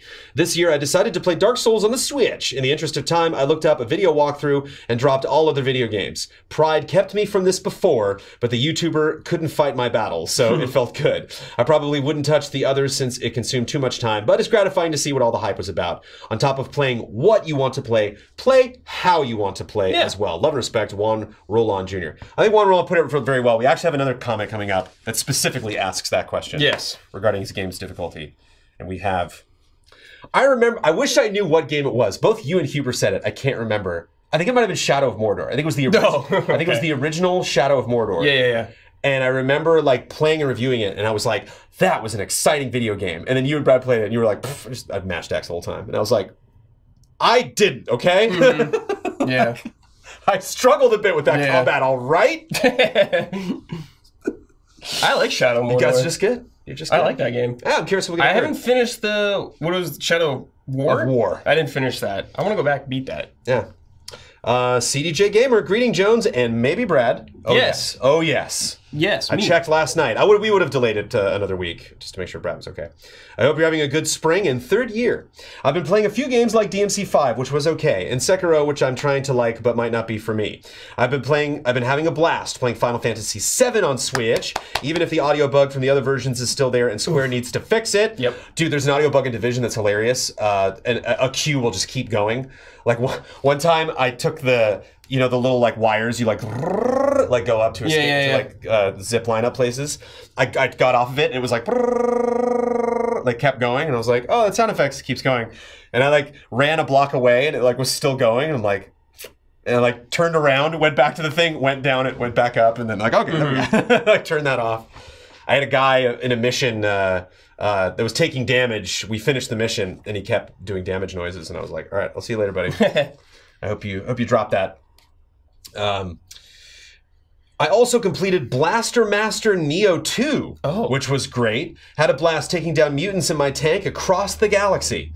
Started Yoshi's Crafted World, 10 out of 10 joy vibes. Hope you guys have a great April. We are weeks away from Endgame and the final season of Game of Thrones. Watch out for spoilers. CDJ Gamer. Yeah, like China gets Endgame like a day early. Oof. Oh. China, you kill me. But yeah, Game of Thrones coming up, man. Amanda, very much in love with Yoshi's Crafted World. Talking about easy mode, there's like cozy mode or something in that game. She's all about it. Yeah. She's like, this is the greatest thing ever. Cruise through it, baby. One of my favorite names on Patreon. Now hold on a minute. Hello, allies. I was a little negative in my last post, so I thought something more positive would be better this time. I played through and really enjoyed Sekiro, although it's more due to the combat than the story. In truth, I kind of consider it an appetizer to the main course I hope Ghost of Tsushima will be, but only time will tell. Blaster Master 02 is terrific and cheap to boot. I wonder if the difficulty conversation will pop back up when Ghost of Tsushima launches. Also, I'm excited by the announcement of Cadence of Hyrule, as Crypt of the Necrodancer is a fantastic game that didn't get as much praise as it should. It's a good game. It leads me to wonder, though, if Cadence of Hyrule will be toned down to have a more Nintendo-style difficulty, or if it will retain the brutal difficulty the original game had. It makes Sekiro seem not so bad. And finally, your monthly reminder to everyone to read One Piece. Sure, it's long, but that's a strength, not a weakness. I think it's the third time we've mentioned One Piece. Cool. Third time we mentioned One Piece, mentioned Final Fantasy VII on Switch several times. And I think we're up to 20 references of Sekiro. That's right. I hope you're happy. Oh, yeah. Damn, I want to play Sekiro. I'll probably do that my second to last Stronghold when I get back home after this Division. But all these people talking about Sekiro, I want to play it. Yeah, I imagine Nintendo would keep the difficulty because they really liked it. They were like, that game's great. Like, I want that game. I think they will. And so I would be surprised if they change it that much. Shout out to Yoko Taro. The original submission for this was over 500 words. Yoko Taro said, I don't know what to cut. I made some omissions for you. I edited this down to under 300, so here we go. I recently listened to the Hotake on different difficulty modes for Sekiro from Frame Trap episode 78, and would like to offer a different perspective on video game difficulty with a focus on accessibility. Specifically, I would like to present an argument for scalable difficulty in games as a means of inclusiveness and creative expression. Would Dark Souls be a lesser game if the player took twice or 4 times as many hits to die? Is the only way to convey a hollow and desolate world through brutal difficulty. I admit it does add a dimension to the experience, but for me, the main allure of Dark Souls was its tone, characters, lore, and presentation. I have a friend who will never experience the world of Lordran as a traditional player. He grew up on old-school RPGs and turn-based tactical games. His lack of experience with 3D action games places him at a significant disadvantage in an already punishing game. Many of us forget that we developed the skills to navigate 3D games over time. Having a more forgiving difficulty setting would allow him to experience the world and its design more intimately than watching a stream, and it would also act as a full playthrough pseudo-tutorial for the genre and series. For those that find Dark Souls' main allure to be its difficulty, having the options for scalable difficulty would retain the current experience, and the satisfaction of mastering the mechanics of the game would remain. If the only thing that is separating a person from progressing and enjoying Dark Souls is its difficulty, then that will be one less person to recognize the craftsmanship and to share their thoughts on the experience. There are many excellent games with scalable difficulties such as Lost Planet, Extreme Conditions, Extreme Mode, Bayonetta, Infinite Climax, and Vanquish, God Hard Mode. I think it's my favorite thing about this comment is I love the other examples. Yeah. Because I think a lot of people, when we're talking about, bringing different difficulties to Souls games, there's the question of how would you do that? I think Daniel Dwyer was in favor of it, and he was like, just let me come back as many times as I want, basically. Like, that would be an interesting thing to just turn on. And that, for me, I would actually enjoy, Brad, because one of the most, I think the most tiring, and I've said this to you before, like, many times, but, like, the most tiring thing about that is not fighting the bosses. Fighting the bosses is great. I wish there was, like, a boss rush mode where that's all I could do. It's the, like, load screen, run through, kill those 2 guys I've killed, like, a billion times and have no problem killing, you know, and then finally get to. And then maybe I'm, like, you know, not paying attention, and the one guy takes down half my health, and I'm like, well, shit. You know, it's like, I'll just die and start over. Which require meticulous control and precise execution at their highest difficulty settings. In this situation, nothing is lost for the normalization of the difficulty across all players. So yeah, I think this is more than a statement. I think shout out to Yokotaro, is curious. And yeah, I think it really was Steve Spawn and Able Gamers that, like, because initially I was like, well, who cares? Let developers develop what they want to develop. You know, I was like, if somebody wants to do that, we'll do that. And if they don't want to do that, like, if a game I liked had an easy difficulty, then I think we're fine. I think even people in the Souls community that are like, no, like an easy difficulty with Ruined Souls would probably be okay in the long term. It would probably affect them less than they think they would. I think it affects them just the concept of it, but like the actual implementation, especially if it's buried deep in the options, like I don't think it would really get to them. But it is interesting, and somebody who is better at Sekiro is better at Souls than me. I'm curious your 2 cents about difficulty in it. Well, specifically just you know, of the comments that shout out to Yokotaro made. I like it the way it is. I would not be opposed to them doing a difficulty in the future because I trust From Software with whatever pretty much they do. I'm sure they would come up with some great concept to make you want to play on the more harder difficulties. What I liked about Demon's Souls when I played it the first time was I played it, kicked my ass, and I was like, I don't think I'm going to play this game.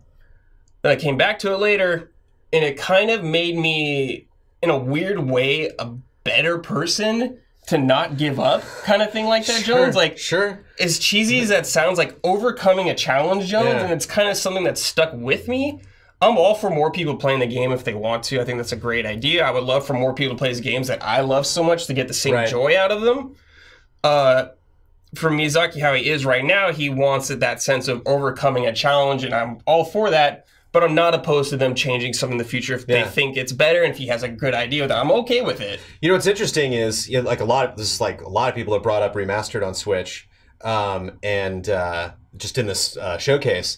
I wonder if they announced From Software was like, oh, okay, we added an easy mode to Dark Souls Remastered, and it's like I wonder if like sales would spike. You know, like that'd be interesting. Maybe. I wonder if like, you know, fans of the Soul series would be like, no, we don't want them to make more money. You're like, what? Like a lot of people are buying the game now that otherwise wouldn't.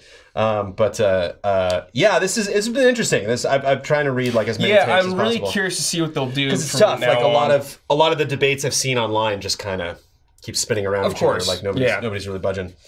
But yeah, that would be interesting. It's kind of like, you know, like the Deadpool, the Fred Savage version, you know, where like they came out later in theaters. Oh. They dropped the rating. Yeah. It'd be interesting to get like, you know, a new Sekiro. John Koenig. Hey, Brandon and Brad. Sekiro. Yeah. Sekiro's real good. It's real good. Real freaking good.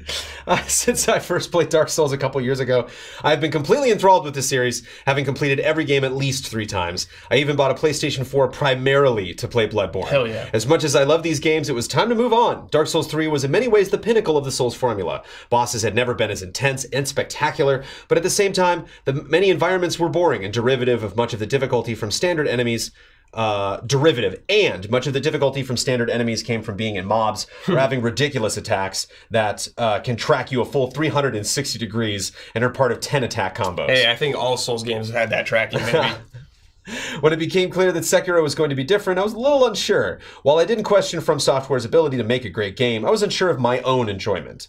That was not an issue at all. Once a couple hours had passed and I started to understand the flow, I was having a blast. Sekiro has a very interesting dichotomy to it. It is very different from previous Souls games, but also not that different at all. The biggest change is the freedom of movement, being able to swing and jump around between branches and rooftops.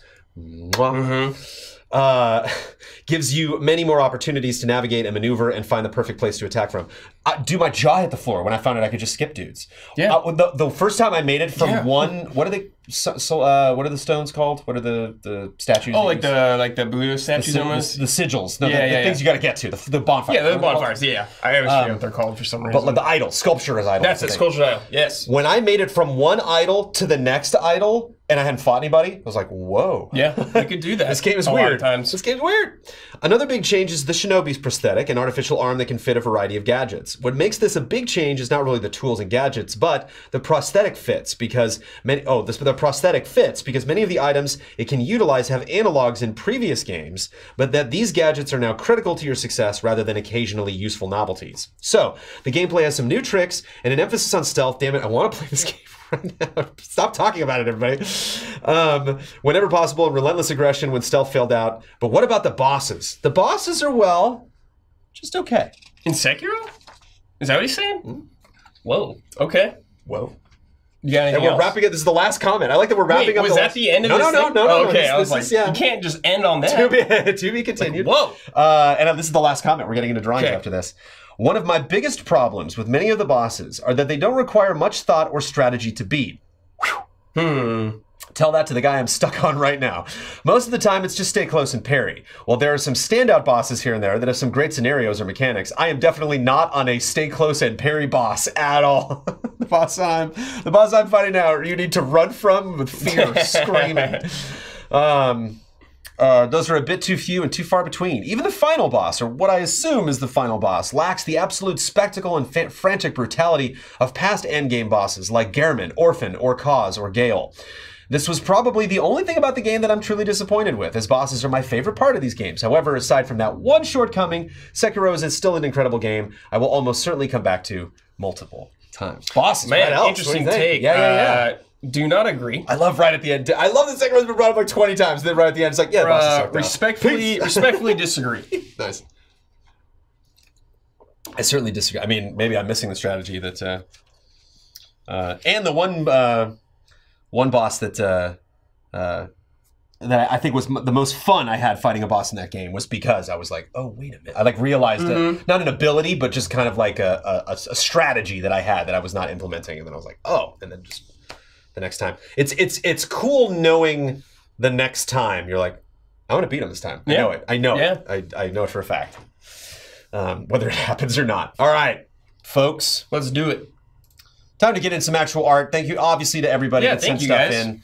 Appreciate the comments. Very respectful comments and everything. Yeah. I love when we have people who don't agree with us. Yeah. But they're very respectful. Yeah. And research. Thank you. Appreciate that. It's a discussion. It's great. Yeah. You want all the info. Yeah. It's like we're writing a Wikipedia page in our brains. That's right. We want all the articles. Eric Jackson, I was able to get an early start to art this month instead of waiting until the AM the night before the stream to throw stuff together. From more D&D characters to the t-shirt for this year's local juggling festival based on Steven Universe to the obligatory fan art. This showcase has got it all. As always, I'm keen to get ideas for future Allies fan art. There is a criminal underrepresentation of Jones art. What? Is there? No. Oh. And I want to do my best part to fill that void. I mean, yeah, there's no void of Jones anything where I'm doing fine. You ain't got to worry about me. But this is a roller coaster ride, man. There is a lot of crazy stuff going on here. Ooh. So this, Eric, correct me if I'm wrong. So this is I think a tabletop game, or this is a world that Eric is creating that is like, imagine the world of D&D, but characters like kind of from Final Fantasy, like classes and archetypes that you would expect from Final Fantasy. So you can kind of see like a little bit of the Final Fantasy aesthetic, but kind of in a more fighter. Ooh, I like the Egyptian hieroglyphs there in the neck piece. I love just the ruler for scale as well. Yeah, very nice. But. Yeah, and again, as we get into art, if you want to check any of this stuff out, or if you want to find, because again, not only do these link to art that you can download, but these link to Instagram accounts, to YouTube channels and everything. So it's if you want to see more from these people, more from these creators, patreon.com/EasyAllies, look up Community Showcase for April 2019. Yeah, I mean, that's some Jones art right there. Yeah. Gandalf, dude, there's one of this might be the strangest Jones art I've ever seen in my entire life coming up at the very end of this. Excellent. Nice. And double check, I can't remember who it was. Eric Jackson said, somebody in the chat said that they are the thumbnail like sniper because we pick one piece of art.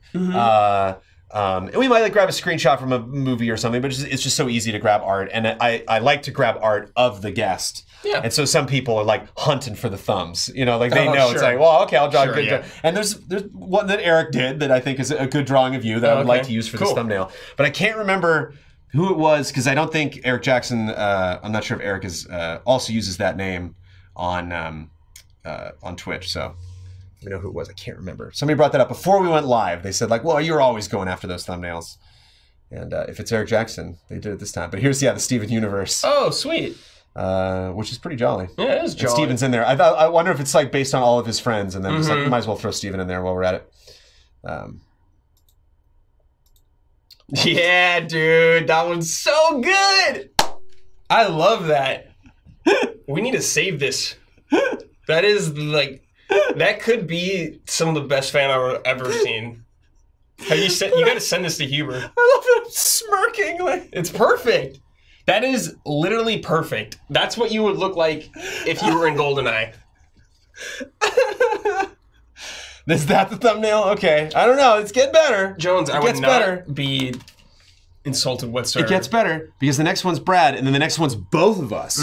You ready? In a mode you might not be prepared for it, but I mean that's their thumbnail. Oh hell yeah! That is your thumbnail right there, folks. That's what I'm talking about. Who drew that? It's Eric Jackson putting all these together. Eric Jackson, you're a legend. But then, are you ready? Are you for the bizarreness? You're ready just your brain to take this image in? Dude, hell yeah, dude! Oh, Beast Hunter safe. That's a good weapon too. Good pick. Except that pebbles equipped.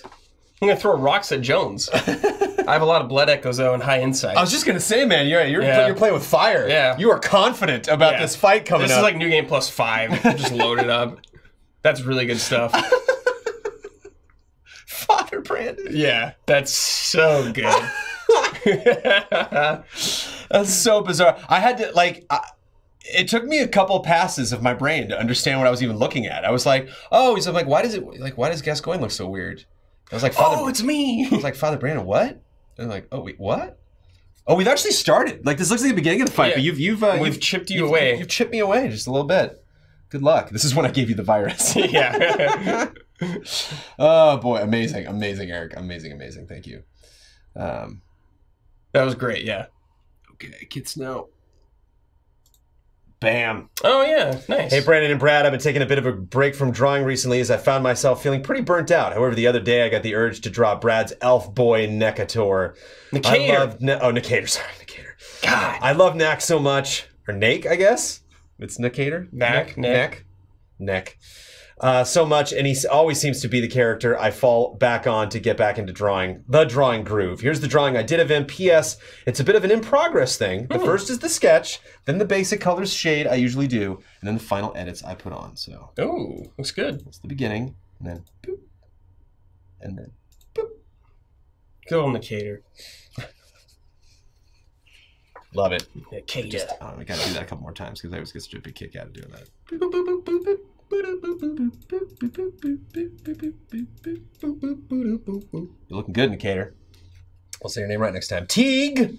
Hello, Brandon and Brad. I am back again, finally using my time in the spotlight showcase to show some art I've made recently. I hope you're both well. Thanks as always for all you do and fostering such a great community. Love and respect. Thanks, Teague. Yeah. Oh, hell yeah. Yeah. Yeah. Dude, yeah, that's so good. We gotta send that to Huber too. Yo, hell yeah. Hell yeah. Always down for my boy Naruto. Oh, 0-2? Dude. Yeah. This is just Brad bait again. So it might not be all that they've worked on. They certainly know the audience that they're playing to. I mean, oh yeah, Turtles, dude. Hell yeah. Favorite turtle? Leo. Oh, okay. Wait, dude, Mikey is super close though. Dude, Mikey is the absolute it's always standard Mikey for me. Like Mikey Leo. is just the absolute. They're just like, and it's fun. It's interesting that like, because that was '90s, right? Was it like '91 or something when TMNT came out? I think so. They're like I was almost a teenager, and like it's funny that it's always been Mike. Like even like I'm 40 now, and it's like still Mike, no question. I love the cap so much. I don't know if I've ever seen Mike in a baseball cap. Yeah, that's good. But I absolutely love it. I love the design. I love the just the facial expressions are so good. I remember my big thing from the CG, the 2 CG movies were, when I first saw them, I was like, oh, they're so big. And I'm like, it's so weird that it's CG and everyone's human. And then like Leo and Raph were talking in the foreground, and in the background, Mikey was just like, and he was eating pizza. And like, I was like, okay, you sold me on what Mike's doing right now in terms of, that would have been hard to do. The first Turtles movie is so awesome. It's pretty great. When the Teenage Mutant Ninja Turtles logo came on screen, I remember that's as far back as my brain can go of being in a movie theater and having the audience be like, "Whoa!" I remember looking around and being like, "Wow!" Like everyone's pumped, dude. Whoa! Like I like the Turtles and all, but my goodness, Goku, hell yeah, that's great too. I love that. Really, really good. Yeah, these are great. Teague. Really great, Teague. Alan Canlick, hey Allies, it's late 2017. Brad mentioned one of his gaming habits is to have a running list of all the games he's completed. At the time, I had just purchased an SNES Mini, so I decided to track which SNES games I beat and doodle a little picture that represented my experience with the game. I was immediately hooked and decided to expand this project out by tracking every single game that I hit end credits for in 2018. All told, I beat 64 games last year, which is pretty good. But what I gained during this project was a new appreciation for how I experienced this medium. The notebook I drew in became a collage of characters, weapons, and creatures. This is cool. So, there's more, but I just want to throw the first one up so you can get a visual here as we're moving right along. Oh! You just like beat the whole SNES. Yeah. Race to the finish. What? Representing my time with Monster Hunter World by drawing a switch axe, or recreating Little Max posed after he gets punched in the face was a nice way to condense countless hours of playing these games into a single image. As a side benefit, my drawing had improved significantly over the course of the last few months, a skill I had always wanted to make time for. That little lock next to Guile on the bottom. Nice. Oh. These are great. Developed a technique that made sense to me, using a mixture of pencil and inks, black and sometimes blue, to create dynamic expressions and fine detail where appropriate. As the months progressed, I took more chances to recreate sprites from games to match my style, allowing me to have more fun with how the characters were interacting on the page, making them larger, overlap with each other, play with shading. None of this is to say that I'm good at drawing. An obvious drawback to how I conducted this project is I never knew what new picture I would need to cram into the page, making the selection of images kind of random. I'm also terrible at drawing females and the round features of Nintendo characters. Since I used the same sheets of paper, I had only one shot to draw something. Werehogs to whomever can find the drawing I did inebriated. Oh my. Yeah, gotta wonder. Probably. I mean, I think it was eight or 9 pages of this, so there's more to come. Don't place your bets now. Okay. But in the end, I did get better, and because I tracked the dates of when I beat these games, you can see a gradual progression in skill. I feel motivated to finally draw the comic book I wrote a story for when I was in college, and I have to thank the Allies, especially Brad, on inadvertently pushing me this way. I'm sharing the page I did for the SNES Classic, all 5 pages of my 2018 project, and my favorite drawing I did this year for 2019. I'm doing full page drawings for each game I beat. Love and respect, Alan Canlick. Yeah. These are great, dude. Dude, Gundam, 8th MS team. Oh, Bloodstain there, too. Yeah. Is that Celeste in the top left there? Maybe, yeah. It looks like her with her bag. Hollow Knight. Oh, there's Horizon Jones. Kratos. The Strider things. Earthbound. Dude, this is really good. I love that Kratos. That's great. Oh, that's Octopath Traveler, right? The bottom right? Oh, maybe. The thief character? I forgot his name. Awesome. Gino, hell yeah, dude. Slime. I'm so curious what the drunk fool is. Therian, yeah, that was right. Wow. Dude, these are sick. Yeah, man. These are really, really cool. I think my greatest kudos to you as an artist is that I know what like almost all of those things are, and that's tough too because it's like I might not know those franchises. That's like when Dreams comes out and I can actually like model something in 3D. That's gonna be like my test. It's like bring Amanda in and be like, she's like, a tree? Be like, yes, okay, yes, I got it. I did it from the ground up. Ian Barker, hello. I've made some portraits of some of my favorite female game characters for International Women's Day, and I thought I would share. I'm sure you can guess who each of them are, though the upper middle character might be the most difficult one. Hope you enjoy. So yeah, I didn't recognize it. I'm curious if chat does. I'm curious if Brad does. Oh, first of all, these look rad. The upper middle? Upper middle. Oh, it's her name's Aegis from Persona 3. She's a robot, dude. She's guns and stuff. Nice. Yeah, I definitely didn't know. Of course, the goddess is in there, which is dope. I love the perspective of that blade. I love that you're staring right down 2B, Jade, Lightning, Meryl. Dude, Meryl from MGS4 also, looks like. These are really great, and I think you've done a really good job highlighting your style, but also making them feel, very specific to each of those games. Yeah, it's really cool. They all like fit your style. Like that looks a lot like Meryl from the game. Like it looks a lot like her art. That's a good Meryl. I really like that Meryl. And I love how like Lightning has really hard lines on the outside of her hair, but Meryl's kind of bleeds out a little bit. Just kind of has the little splash paint effect that is in a lot of the art for MGS. And of course Jade. Man. Yep. One more details on 2B Genie 2. Nice job. That game's coming. Yeah, this is beautiful. Beep. Chewbacca. Hey, Brandon and Brad. I hope you guys and the rest are free of the easy rot that hit everyone there. Clearly, Brad didn't get sick until he finished reviewing Sekiro. That's true. Speaking of Sekiro, let people have easy mode if they want it. The more people play it, the better, right? I don't care much about it, but Souls games have always had that. Summoning NPCs are real players, so why can't Sekiro have it? Unless you just want to brag about beating it like some elitist. Played Devil May Cry 5 and had a blast. It has multiple difficulty tiers, but such the difficulty... sure, the default difficulty was too easy, but first playthrough felt like a practice run, since you were still learning everything, and on the second run, you turn all the tutorials off, and it's smooth sailing. The combat is so good, and I don't mind there not being that many variations on scenery, but it was at least consistent with it. And on human difficulty, even you, Brandon, can beat it. Don't take that as a bad way. But I know it's been a rough week for the two of you, Brandon, but cheer up. E3 is only 2 months and a few days away. Also, Endgame is this month. The payoff! Hype, love and respect. Chumnuan, aka Tirju Ingi.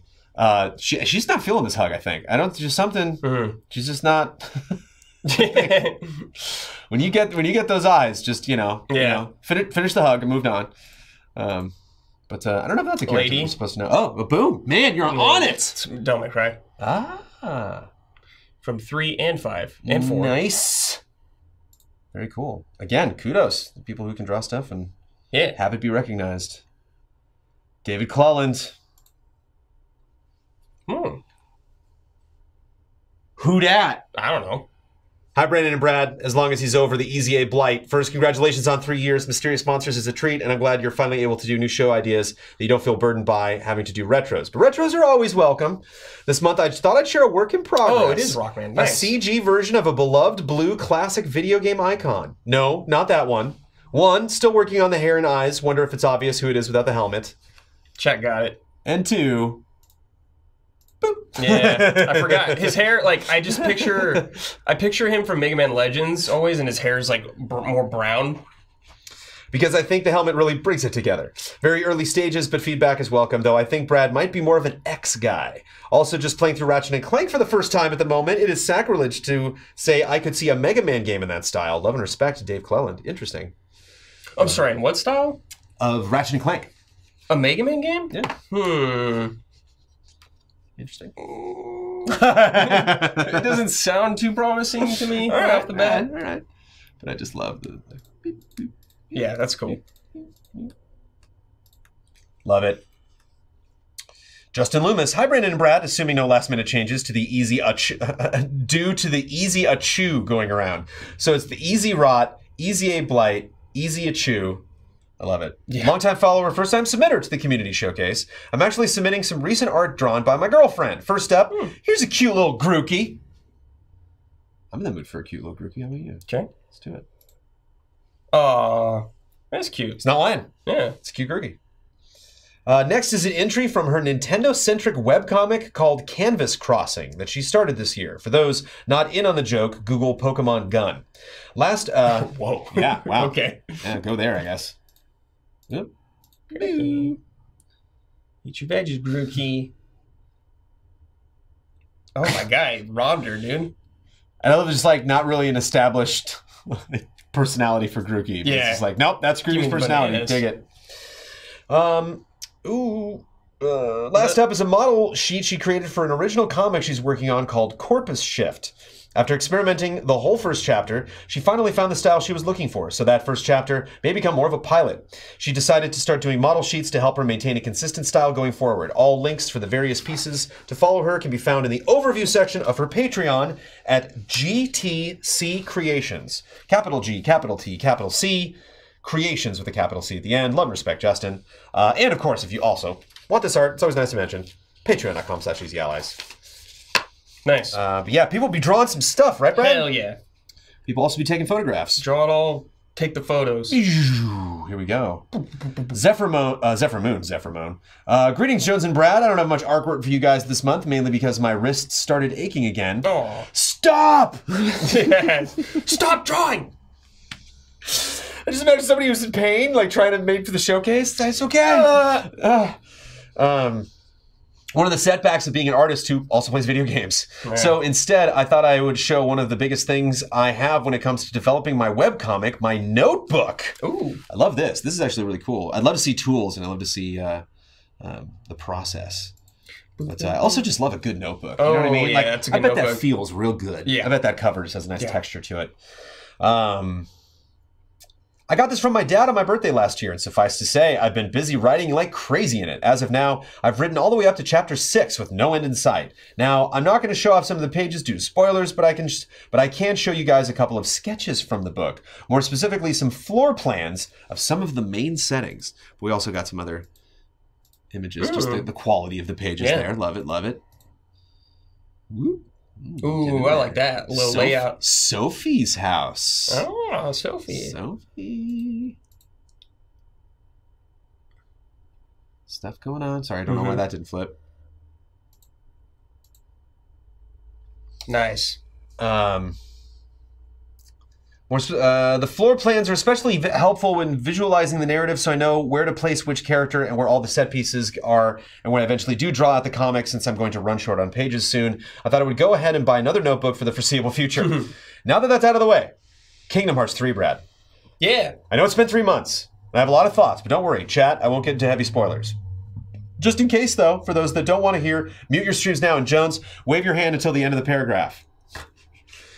One of the things I absolutely love about this game are the nods. As a Disney fan, I caught so many references and Easter eggs that made me all giddy on the inside. Like finding the muses on the walls of Olympus, the Pizza Planet's truck sitting outside the toy store in Toy Box. But I think my favorite has to be in Twilight Town when Sora, Donald, and Goofy are in that theater area and they're still watching a black and white cartoon of Mickey and Sora's adventures.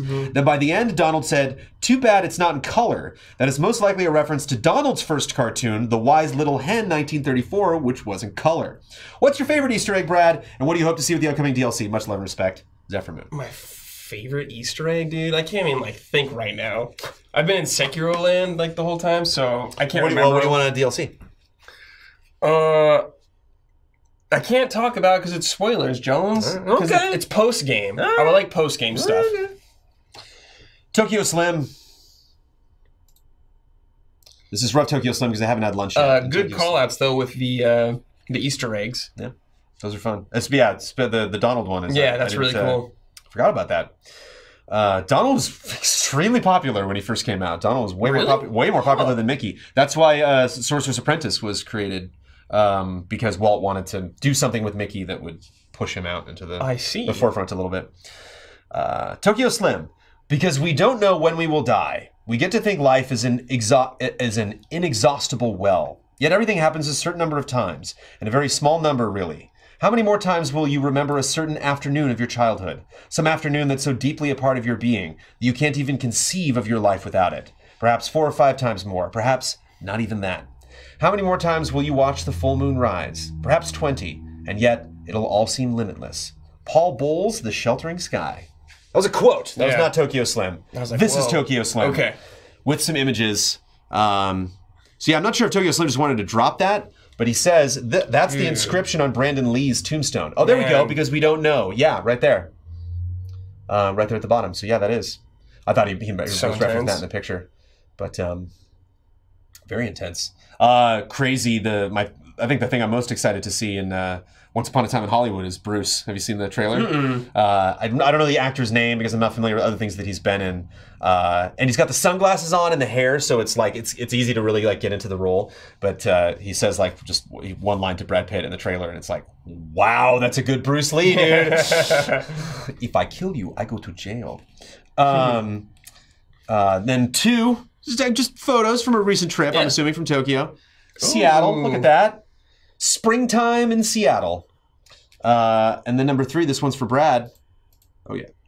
Yeah. Here's Kylo Ren out there taking names and cracking nuts. That's funny. Do you have a... so what is the... Oh, he's not cracking. That's so funny. Yeah. Do you have... What's the memorabilia? I know you got the suit, you got the saber. The helmet. Do you have any action figures or anything? I have the Disney Infinity figure. Oh, okay, cool. Of him. Cool. I think that's it. Nice. He's a fun Disney Infinity. Yeah. He's got a nice dash. And In then, and my out, God. It looks like. My God, man, look at that. Finally, during the 3rd anniversary week, I had the pleasure of escorting Canadians to In-N-Out for the first time. So here's a double animal style. That'll do it for me for this month. Cheers. If you're curious what the animal style means, is you get those grilled onions grilled with cheese. Yeah. And staring at that right now. I just had my smoothie and then went straight into this. And I might be going straight to... I'm gonna go, 2 things I'm going to be doing today are most likely eating In-N-Out and playing Sekiro. We're close to one, actually. Yeah. We are. Ulf himself. Hello, Jones and Brad. I don't usually have anything special to submit to the showcase, but this month I found my old camera and decided to bring it along a shoreside walk in my hometown of Visby, Sweden. I've written some brief descriptions below the 9 pictures. My favorite is the last one. It may be kind of bland, but the lore of it is pretty interesting.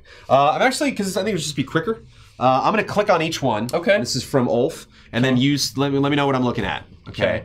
What is number 1? Old Harbor. During medieval times, the sea reached all the way to the city wall. Oh, cool. Wow.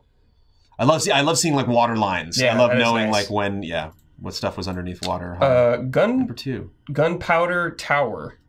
Oh, maybe in the distance there with the yellow roof.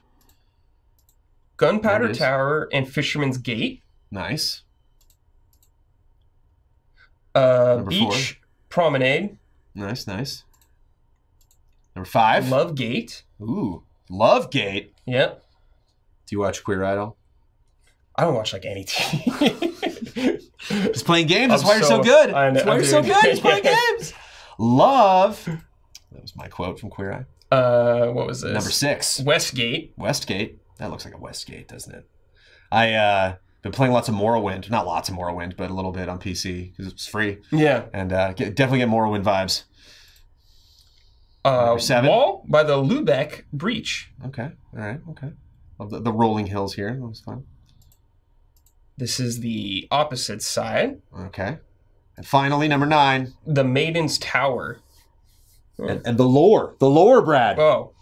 It is said the tower was given this name because a young woman was walled inside it after betraying the city to the Danish king. Whoa. The Tower of London, dude. Some stuff went down there. If you're ever in London, you have to go to the Tower of London. And you walk into the gates of the Tower of London and you're just chill. You're like, ooh, it's like, so they were like 2 boys that were like locked in that tower until they died. Hundreds of people got beheaded right there. It is, Tower of London is rough, but in a fun way. Yeah. Finally, Master Pants. Humble brag. Last year, Xbox was doing some quests where you were tasked to play for 30 minutes in 3 different games to unlock some achievements. If you completed the quest, you would get entered to win a 24-karat gold-plated Project Scorpio Edition Xbox One X valued at $1,500 USD. Well, I won! Dude, nice. That's awesome. Maybe that should be the thumb. 24 just some gold Xbox One X. Yeah, that's badass. It's so great. That's so cool. And then it's just soak it in, baby. It's just glory shots of all of these. Look at that controller. Yeah. How heavy is that thing? Look at it. I mean, man, that's great. Would you play it? Would you? No. You would. You never turn it on. Break the hell out of it. Yeah. No, hell no, I wouldn't play it. I think somebody replied on Patreon. I think it was funny. I think it was Tokyo Slim, actually. It was like, that looks like a fingerprint magnet. Just kind of put the gloves on like anytime we're doing it. And finally, because it's not when, we got to talk about it more. Boom. Yeah, baby. I also took a humble photo of my Sekiro Shadows Die Twice Collector's Edition with it since they arrived around the same time. Master Pants. Congratulations, good job, man. Master Pants. So cool. So cool not only to win that, but so cool you got photos of it. That's awesome. So cool to include it in the community showcase. I selfishly oh no, did I not? Oh no. Okay. All right, hold on. Okay, everybody just sit there and admire that beautiful thing. I got the images, I just didn't throw them in for some reason. Weird. Weird, dude. Let's talk about Sekiro, right? Hey, chat. Thanks for hanging out today. Hope you're all doing good. We're doing good. Feels good to be here. Jones getting everything sleuthed up, or set up, I should say. I'm sleuthing. He's sleuthing. He's getting it all set up. Judgment is coming. That's right. It's going to be sick. Stoked. Not over my cold all the way yet. Probably a couple more days, then I'll be back to normal. Judgment's pretty quick. From like when we first found out about it? Yeah. It's just like, boom, it's coming. Favorite couch plush that we have? It's gotta be the Sophie, right? Oh, there's Baymax too, though. And Batman. Oh, weird. I could have sworn I put these in. Oh, wait, it's this yellow guy. I love this yellow guy because he's so soft. I don't even know what this guy is, but I'm all about it. What are you? Mashimaru. I don't know. He's pretty hyped, though. Not the Porky one. The Porky Pig one. No. Woo! Man, I thought I was doing good. I remember putting these images into XSplit, Brad. I don't know what these... That's okay. Just didn't save? How many times have I finished Sekiro? Twice. Ooh. Different endings. Ah. Did you learn anything the second time around? Was there anything? I can't... There's different stuff. Oh, that's all. Not like lore-wise, but just skill-wise. Was there anything like... Just like picking up on things quicker and stuff, I guess. That second playthrough of Bloodborne, Brad, let me tell you, that was good. Yeah. I enjoyed that a lot. I was winning in silence the first time I went through, and the second time I was like actively berating the bosses as I took them all down. Yeah. Like, I got your number, buddy. Yeah. Not gonna happen. You have a much clearer idea of what to do.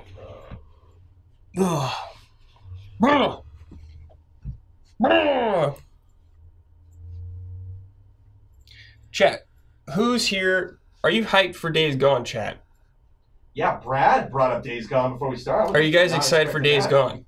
Yeah. Ooh. I'm curious. No, yes. No, kind of hype. Kind of, no. You got one yes. There's some yeses. More no's, though. Okay. I hope it's good. Just because Sony Ben's been working on that game for a long time, I feel like. Yeah. So I hope it's good. Okay.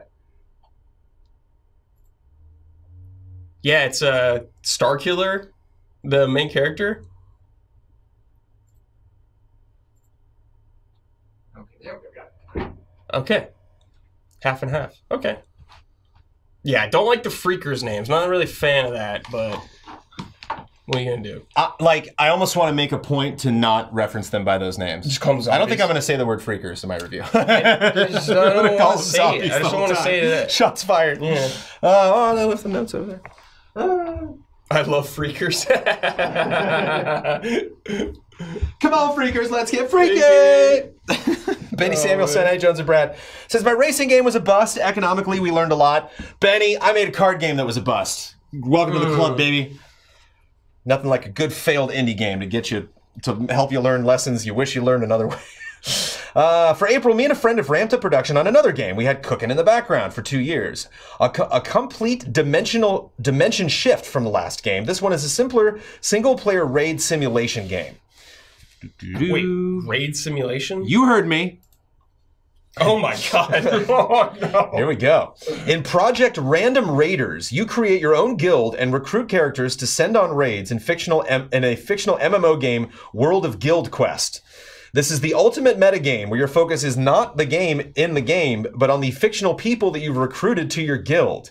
You have to manage their relationships, energy, motivation, and their in-game characters' loot and forge an unstoppable raid machine that'll be the first to beat all raids on the server. Filled with random events and the character's own motivations and decisions, you'll have to learn to adapt to succeed.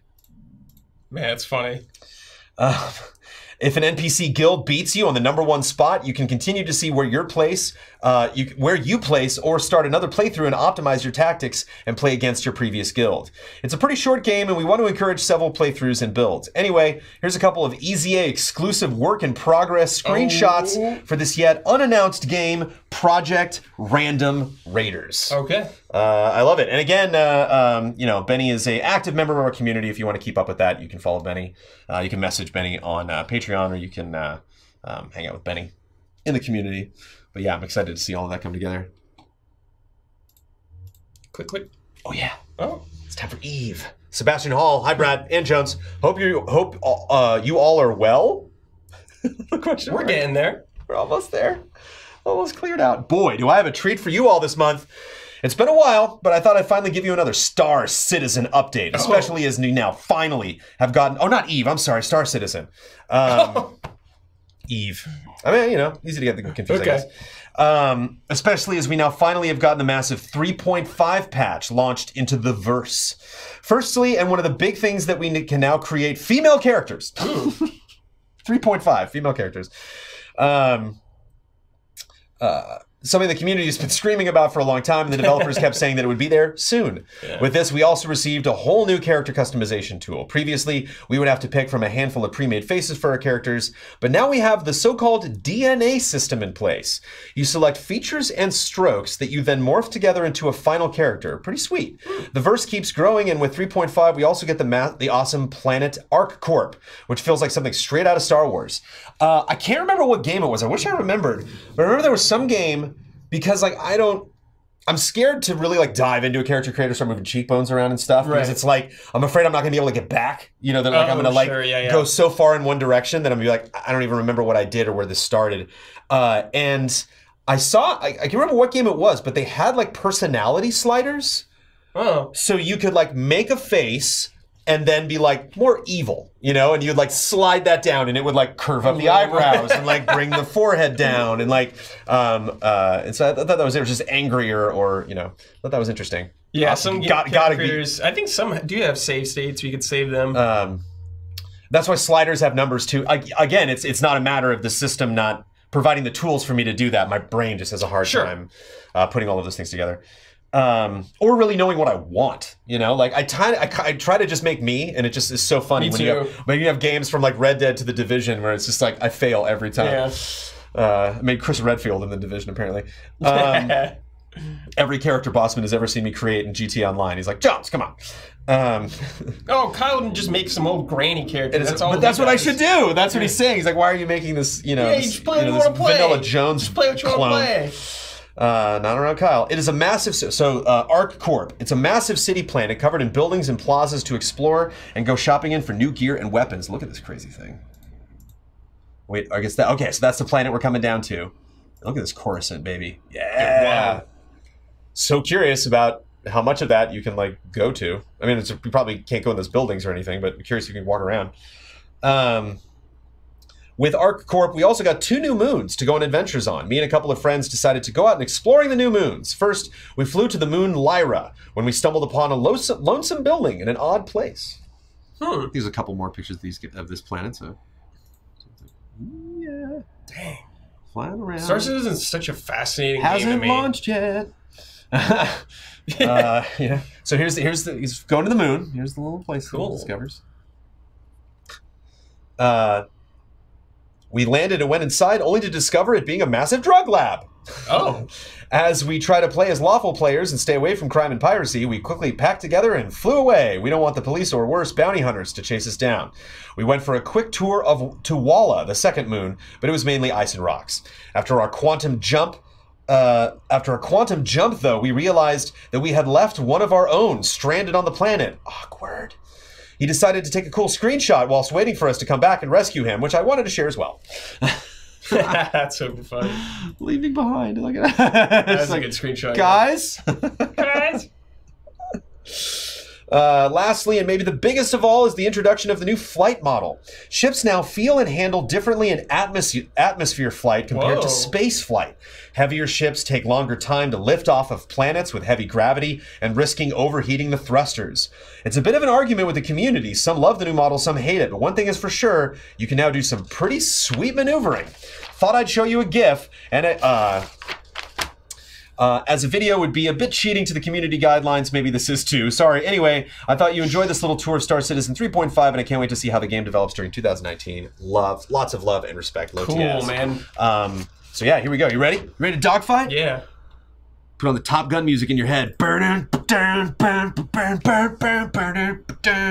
love this move. He's cutting in close. He's cutting in close. He swings. Yeah. Whoa, man. But I love that. I remember Ridley Scott. I want to say it's Ridley Scott. It might have been like might have been Geiger, or it might have been like one of the production designers in the original Aliens. But or Alien. One of the things they wanted to show with Alien was that like he's like every time I see a sci-fi movie, people like get to a planet and they're just like. And he's like, I bet that would be hard. He's like, I bet that would be very difficult to land on a planet you've never been to before. So they like very intentionally, the whole process of like landing, putting the ship down in Alien is like very scary, and like it's shaking a lot, and like they actually do damage to it a little bit because it's like there's no like flat thing to land on, you know. Yeah. So it's interesting. Cool. It's like, and I imagine it would be kind of cool to see a huge ship just like really slowly taking off, and then it gets momentum and takes off instead of just like wee. And I love GIFs, man. Yeah. More GIFs. GIFs, Easy Alice Community Showcase. All right. Music. Time for the headphones. Let's go, music. Turn that volume up. Let me know if these sound okay. Michelle Jackson coming in with some music this time. If you do not recall, Michelle Jackson is developing a game. And she just named it, and I forget the Unusuals, I think is the name of it, maybe now. Maybe the temp name that she was working with. And she was one of the people that I was like, Michelle, because I made a point to look her up because she posts art of herself all the time. And I was like, I remember like going to her Twitter profile and like she had a profile pic. And I was like, got it. Then I saw her at the meetup. Hello, Michelle. So Michelle's developing a game. We usually get video updates. This is an audio update. These are snippets from four of my favorite songs that I've made for Unusuals. Yes, I got it. Yeah. I recommend wearing headphones so that you can hear the bass. Ooh. You ready for that bass? Let's do it, Michelle.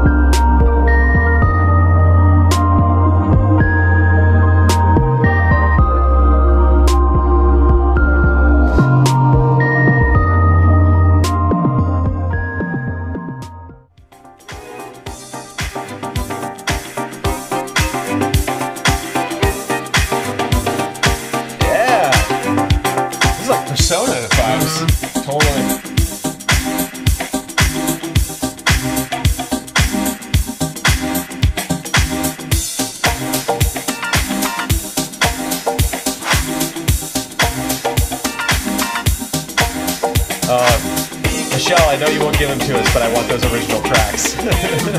I want a recording of you being like...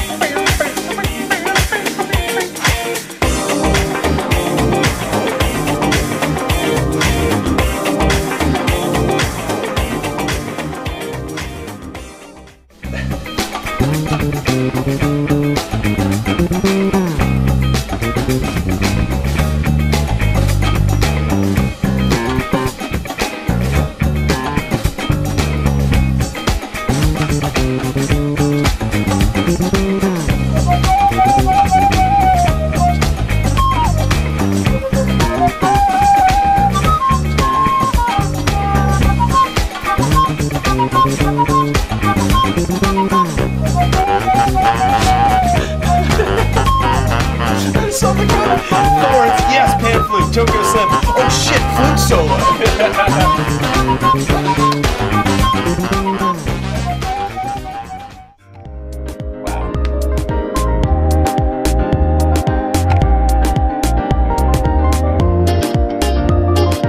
41 total songs, apparently. Yeah. Mission made GS in chat.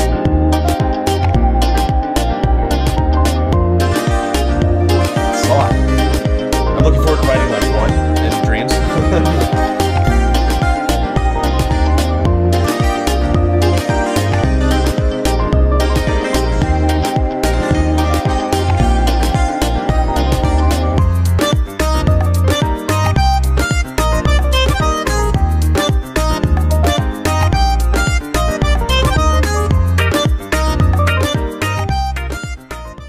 Nice. Yeah.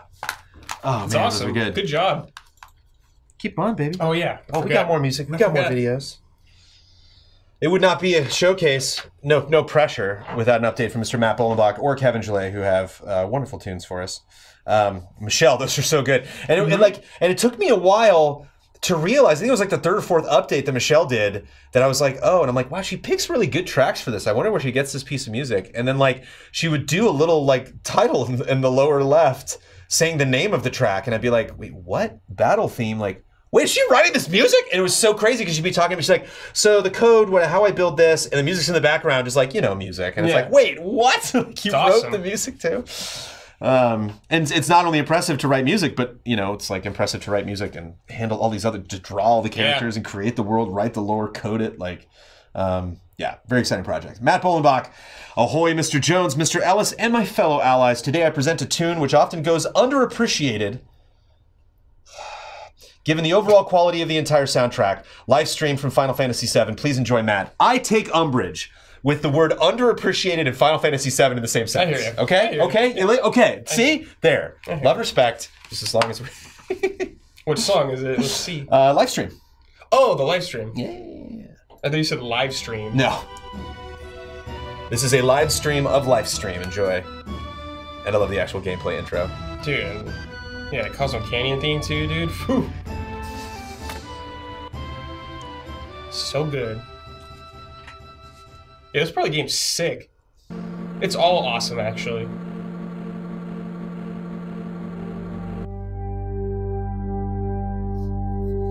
Get in.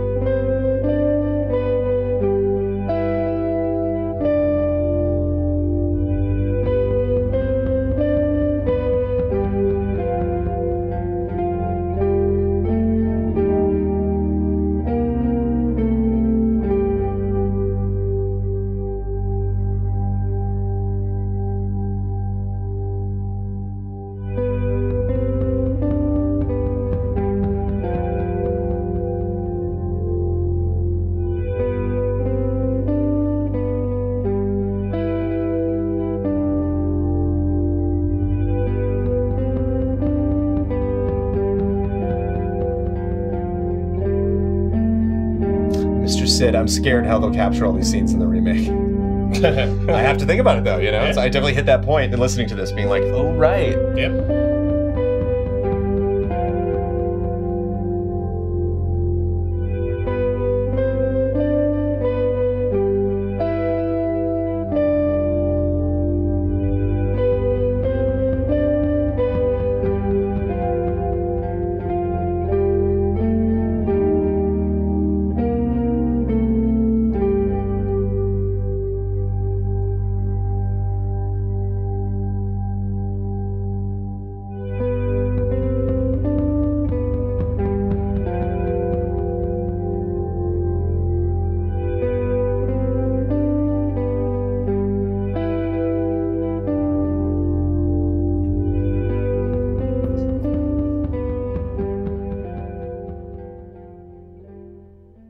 Oh, man, that was so chill.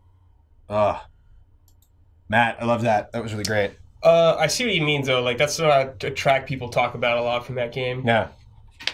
But yeah, But hell it gets yeah. you. Kevin Gillet, hello, Brandley.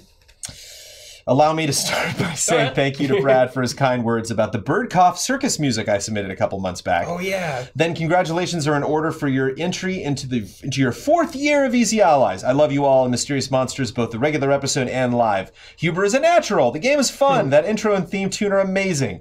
This time, I'm submitting something born out of my anticipation of the Link's Awakening remake. Judging by the trailer, Ryo Nagamatsu is back at the music. I love his work very, very much. If you're not familiar, he's done A Link Between Worlds, Triforce Heroes, Nintendo Land, Wii Sports Resort, Wii Play, and has been a part of the music teams to varying degrees for New Super Mario Bros. Wii, Mario Kart Wii, Mario Galaxy 2, Mario Kart 8, Splatoon 2, and a few others. Oh. He notably puts himself into the music after recording his own voice, like for the choral Facing Yuga at Hyrule Castle theme from A Link Between Worlds. That man has a range. Or himself playing the recorder, like in Mario Kart Wii's Mushroom Gorge, or the Milk Bar musicians in A Link Between Worlds. And you can definitely hear that recorder in the Link's Awakening trailer. Remember that questionable end to the Nintendo E3 2015 digital event where Nintendo asked us to celebrate Mario doing a Mario medley using the recorder and his voice? Anyway, I want his job. In the meantime, for some reason, I thought I would take one of my favorite themes of his, the Lorule Dungeon theme, which, by the way, is masterfully transformed almost beyond recognition to fit every Lorule dungeon in A Link Between Worlds. Have fun listening to them if you haven't noticed, it's always the same theme. And remake it to sound like a boss theme of the kind that Grant Kirkhope, another legend, wrote for Banjo-Kazooie or DK64. I loved smashing these two styles together and hope you enjoy. And sorry for gushing about Ryo Nagamatsu so much. Love and respect, Kevin Gillet. I am here for gushing about musicians. Gushing.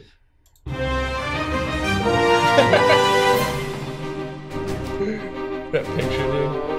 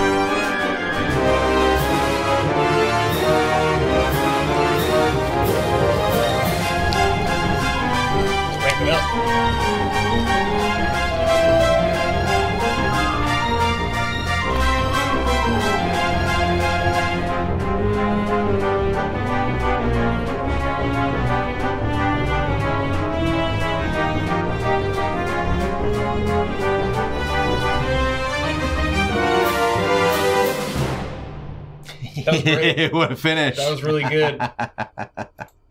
Oh, what a treat. That was really, really great, Kevin. Thank you so much. Yeah, well done. All right, 1, 2, 3, 4, 5, 6, 7 videos provided to us from the usual suspects that we've gotten videos from in the past. We'll be wrapping up our community showcase for the month of April, kicking it off with Alexander Zurianov. I know you probably, a name you are well familiar with, But I don't know if you've seen the video series that Alexander's been producing, which I'm so happy to get to this episode. A series that needs no introduction. Are you ready, Brad? Yes. Are you ready? I'm ready. Let's go. It's gonna be a weird ride, guys. Strap in and just go with it. Oh, is this what I was talking about at the beginning? Oh.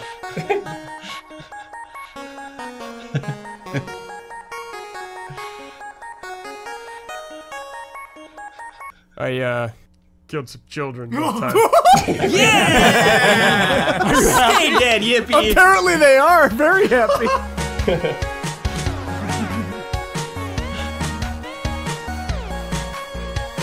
He's dead. Of course I know Chimmy. What do you mean, of course I know what a chim is? That's not true. You don't. Hatake sign off or something like that? I can do a hatake. Yeah. Fuck the Republic Yeah. fuck the Senate! Fire! Hello, everyone. Welcome to Full Playthrough Friday. Oh. Oh no. No, dude! Oh! That was like when Leia found out her planet was gonna get blown up. That was like that what right there. What? That is actually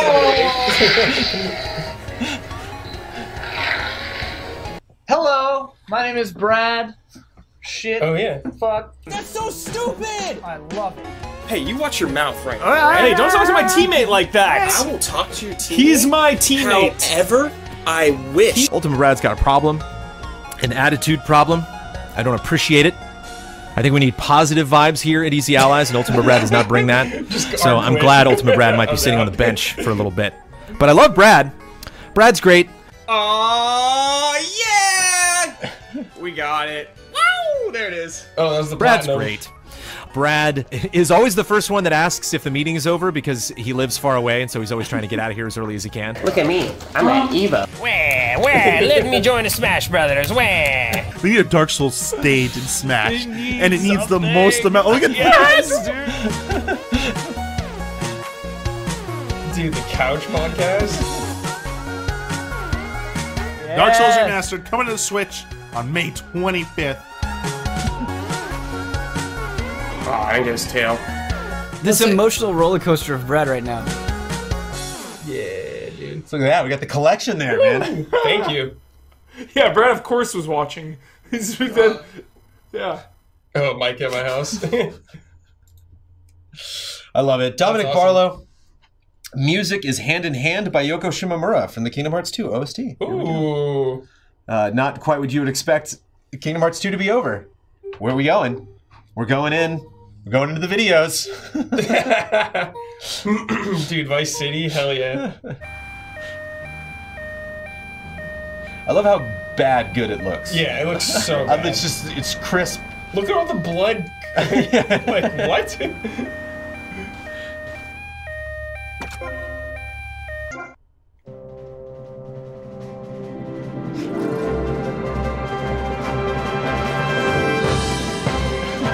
This is really good.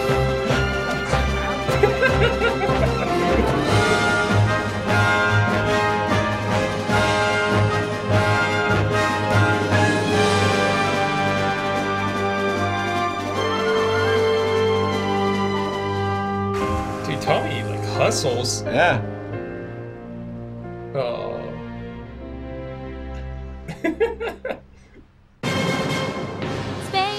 Dominic. Nice. That was great. Just the initial. Yeah. Running out of the world.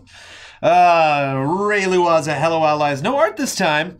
I've recently got into the Soul series. All right. Yay. And finally played Dark Souls 3. Yay. So today I bring you a short clip of a boss battle that I'm very proud of. Not much else to say. The video is pretty straightforward. Enjoy. Love and respect, Ray. All right. Ray Luaza taking on Dark Souls 3 boss. Here we go. Japanese version. Yeah. Respect.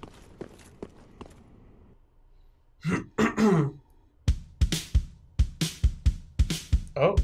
1, 2. Oh, 1, man. 2, 3. Adam Sandler. Winnie the Pooh. Sick voices. Sick hairdo. He doesn't care. Gotta turn this up. He's watching cartoons. Oh, I know what this is. Kylo Ren mask because it's fun to do. That's just Brad though. He's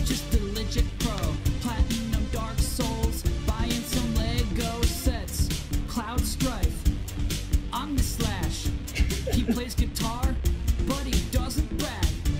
If you're a jerk, he's okay with that. He lets you borrow games even though you'll never give them back.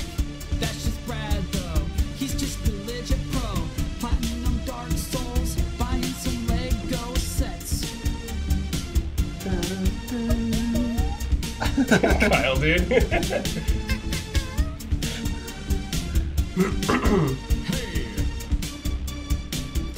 Hell yeah. He doesn't care. He's watching cartoons. He wears a Kylo Ren mask because it's fun to do. That's just Brad, though. He's just Do you know what boss that is, Jones? Platinum Dark It's incredible. Souls, Yeah. buying It's incredible. some Lego Soul sets. Cinder. Hell yeah. Yeah, that was the actual quote from Hubert. There it is. There it is. He made me the final boss of Dark Souls 3. That's a high honor. Yeah, that pick is something else, man. Yeah, that's great. That's, yeah, not only like a good piece of art, but just it's the best you've ever looked. I gotta be honest. Yeah, seriously. Never. That's like. I love how we'll never I love get it's there. not cheesy. Is that you're like, yeah, like you are just you are dead serious. You are ready. I'm intimidated. I'm not looking forward to that boss fight.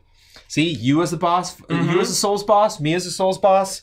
This has been a journey, folks. The dreams are happening. You want a journey? This is from Nicholas Hooper. Nicholas Hooper makes some weird stuff. Ooh. Okay. Okay. This is gonna be weird. Hey, Jones and Brad. This one is the very first product review I ever did. Cool. Cheers from Nicholas Hooper. He does some I like bizarre weird stuff. product reviews. The products may not be real. This one I believe is. From the country that brought you Pikachu. Toilets with taps. Toilet. And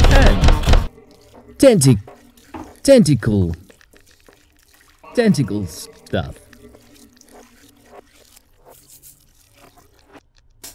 Comes tiny titties.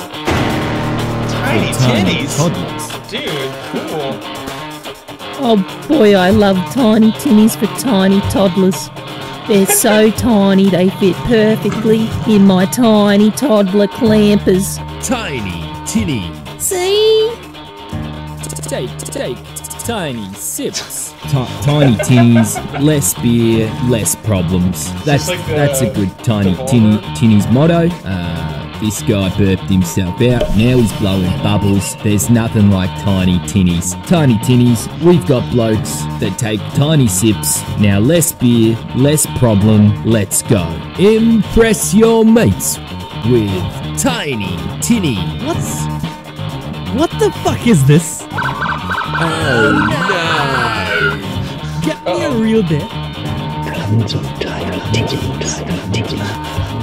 Each tiny tinny contains at least less than half the quantity of beer found in a regular can.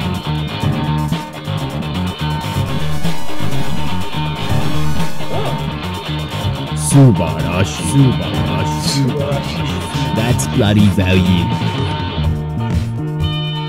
That's a tiny tinny guarantee. Subarashi. Tiny tinnies also come in tiny 6-packs. Final product score. I want a tiny tinny. I'm not gonna lie. I was gonna say, I'd I'm take a 6.3. I want a tiny tinny right now. Would you go Asahi or what was the other one? Oh, they're both beers. Wait.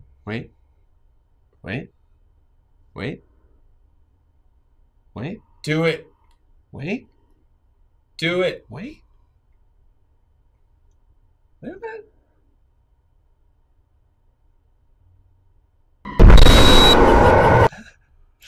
Oh, Nick, you're a weird guy. That was weird. Okay. But they're all like that. Yeah. You know what I mean? Like, it's one thing if it was just like, man, everything you send us, Nick, it's just like all over the place. Like, they're all that. Like, they're all that. I was wondering to interview Japanese mascots. It's my current favorite. Woo. Nicholas Super, you at least know what to expect. You at least know to get ready.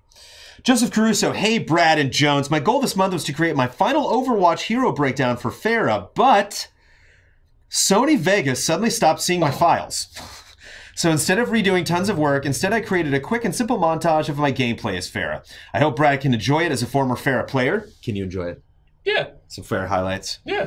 Jones can understand at least half of it, and the community can stomach one last entry in the series. The music is a remix of Xenogears music by OC Remix, and all their music is free, so I imagine this music won't affect the stream, but there's always one way to find out. We're sweating.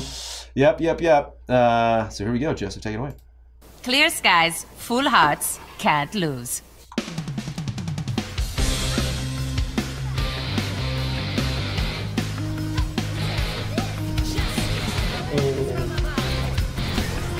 Go in, go in. Mercy one, got him. I'm pinned. Stick sleep. We need one pin. I'm so There's a low. Reaper.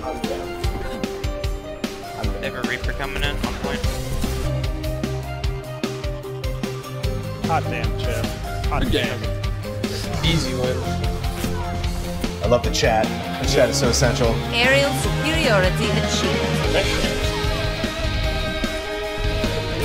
Oh, I got good reads.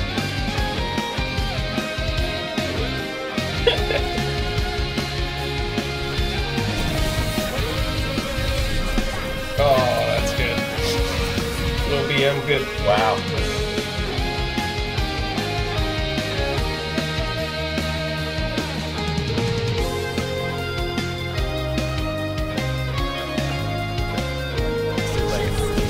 Oh, man.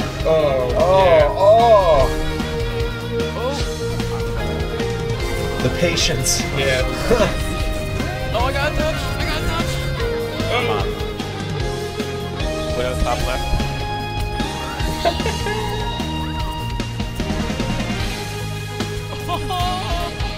Oh, shit. Nice. Here we go, baby. Oh, yeah. That's juicy.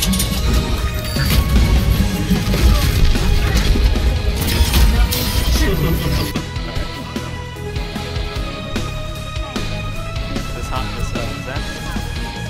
Bottom right. Knockdown right. Zola.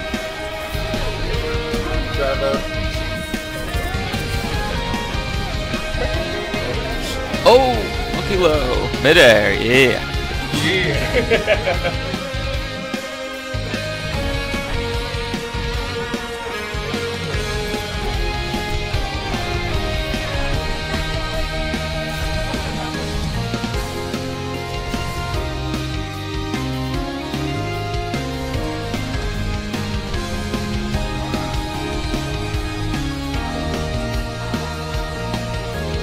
Yeah, Fair looks like fun. Yeah, she is. She's a lot of fun.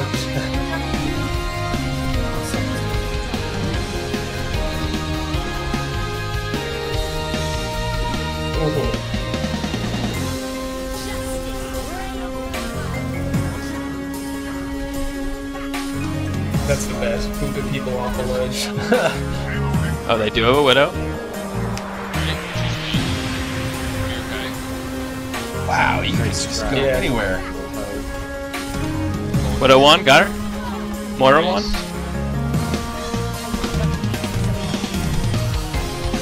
There, thank you for the power-ups.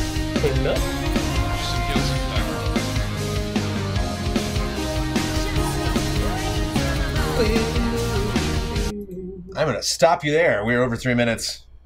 There's some good jolly kills. highlights. Is that you ever get that? VG's junkie comment got deleted. I'm sorry. Okay, maybe we'll have time to play that. Maybe I'll go back and check that stuff. But that was pretty good. I've had more time to put into the collection of this stuff, and it's weird because there's sometimes where I can't see the comments on Patreon, and then sometimes like they all load, and I see all of them, and I can see the number. It was like 88 of 88, I think. Apologies, we'll pick that one up. Good stuff. Super 3D Cow. Hello, allies. I have another intense poppin' music. You know what poppin' music is? No. You haven't seen 3D Cow's work? Song for you today, and it's safe in terms of copyright, so no need to worry about getting muted. I plan to do another update video in the future, but for now, I hope it's fun to see my progress with these performance videos. Ooh, okay. This is wild, baby. Wild.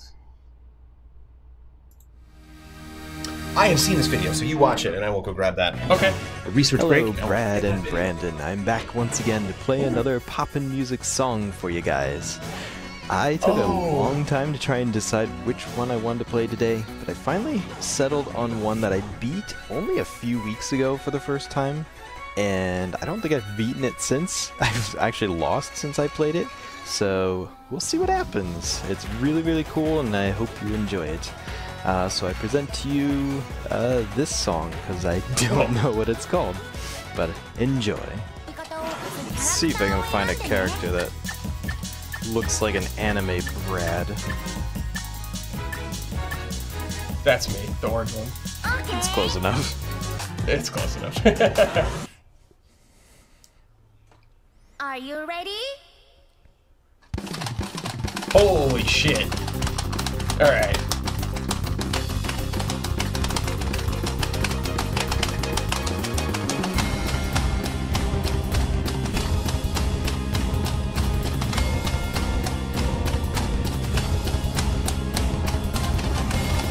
So intense. How do you do this?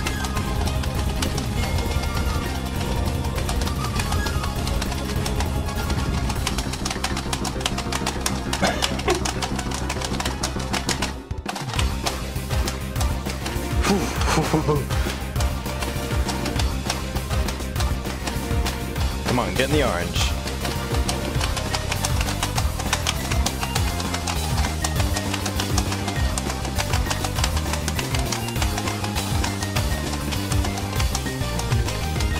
Oh, that part's hard too. Wow, this is crazy.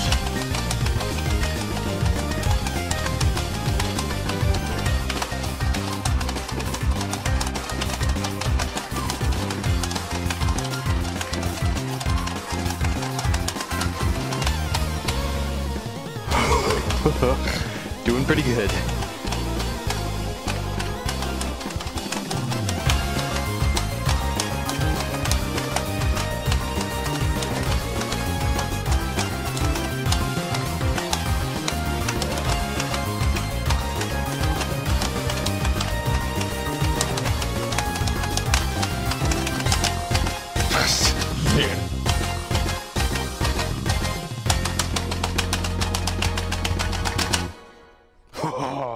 That was nuts. Ooh, that was rough, but we got through it pretty dang good. If you want to see more, there's more tonight on my stream. Have a good one, allies. That was awesome. Well done, sir. So intense. Yeah, that was crazy. Happy gaming, and then I'm going to track down VG Junkie's video. Hey there, allies. Brandon and Mr. Ellis. This last month, I've been going through a rough patch of life with a good deal of anxiety and general stress for work. Now that that is over, though, thanks in part for EZA and the content you all produce for helping keep me feeling uplifted and a part of something positive, I will finally be able to continue writing more content for the podcast I produce. In the meantime, I've been going through my backlog and just finished Ocarina of Time for the first time now that I have an N64. It's awesome that you went back to the N64 to play it. Yeah, sweet. And with the Sekiro hype going full throttle, I picked Neo back up to try to give that style of game another fair shot. I've never quite gotten Souls to click with me, despite getting pretty far in every entry plus Bloodborne. Interesting. So definitely giving it a shot. Something I've come to peace with recently, though, is that sometimes a game just isn't for you. Sometimes it's Souls, sometimes it's Majora's Mask, as I learned. Interesting. Oh. It's okay to put something down for something you'll enjoy regardless of the zeitgeist behind it. It's important to try to find something that gives you some joy and makes your heart smile rather than giving you anxiety and frustration. But always try new things when you can, because you never know what will click. I've included a video from a previous entry in that Patreon deleted over other recent games I've played as of February. Hope everyone has a happy April. Love and respect, Brian from Happy Gaming. So this is from February. You will hear him reference February. This is from Brian. Happy Gaming. Thank you. Hello there, everybody. Brian from Happy Gaming here. Happy February. Happy Valentine's Day. Starting it off jolly. Day. Yeah. And a very big congratulations Easy day to for us. Easy Allies on moving into that studio. That's a huge deal, and it's been a long time coming. But I wanted to talk about a couple of the games I've been playing recently, so let's get into that. Okay, so let's talk about the big one first. Red Dead Redemption 2. And I want to talk about this one because I'm not typically a big open world guy. I feel like most of the time when I'm playing an open world game, the pace is kind of killed for me for the main story. But the way that Red Dead Redemption 2 is laid out is very well done in the way that, like, you're doing this story with all of these other characters and they all kind of contribute to different factors that are going on. I'm not going to show any spoiler footage. Here's a couple minutes of me petting a dog. Good. But yeah, so far I'm really enjoying that. It's really nice to just like ride off into the west on your horse, pet your horse, put some gun oil on your gun, shoot some outlaws. It's a really nice time. I've been enjoying it.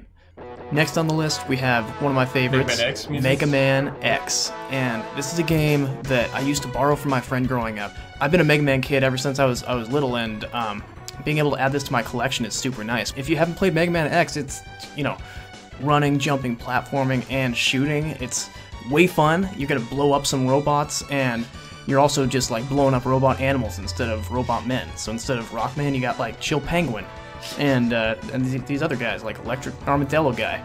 So cool stuff. If you haven't played Mega Man X, you know, pick up that collection. There's a lot of ways to pick up this game now. And finally, let's end things off here with a cool game called Poi.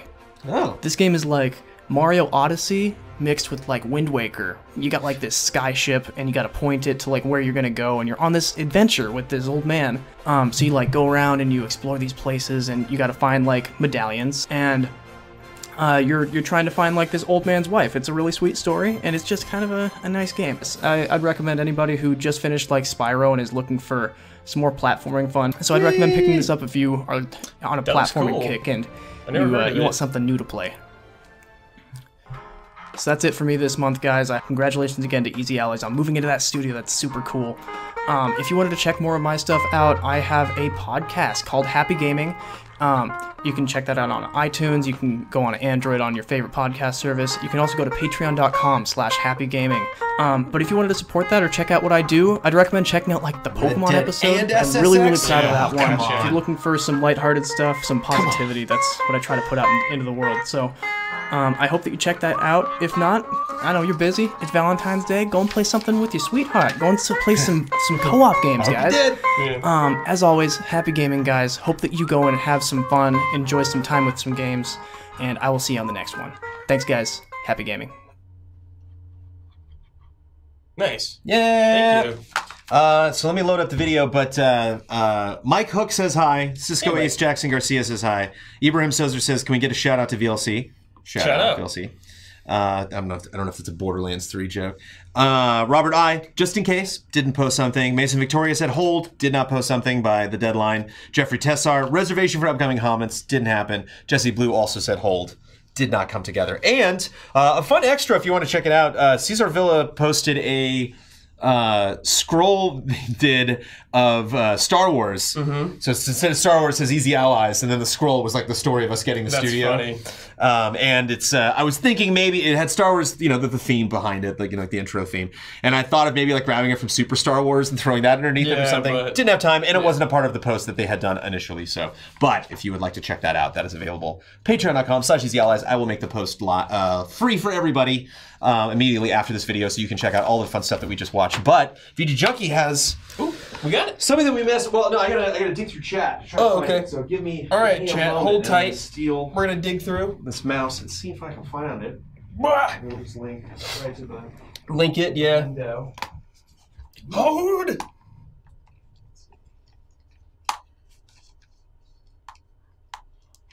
Linked. You're talking syndrome. There it is. Thank you, Zephyrman. Lava tubes. Oh, sure, Brad. This is you're not gonna hit this. Okay. Sure.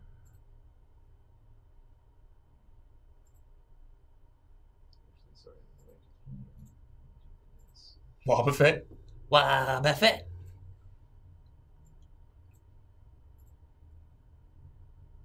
Lepsling, thanks for the resub. Welcome back.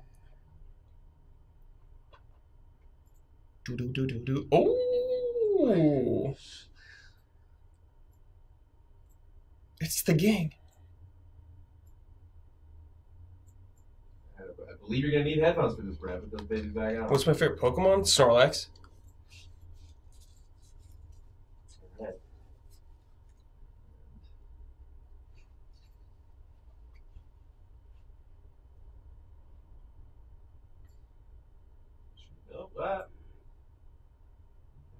You have a cockatiel, thanks for the resub.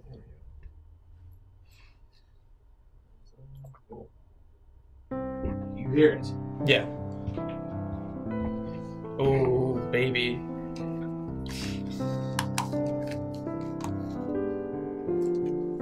Oh, with the piano on screen? Look at that.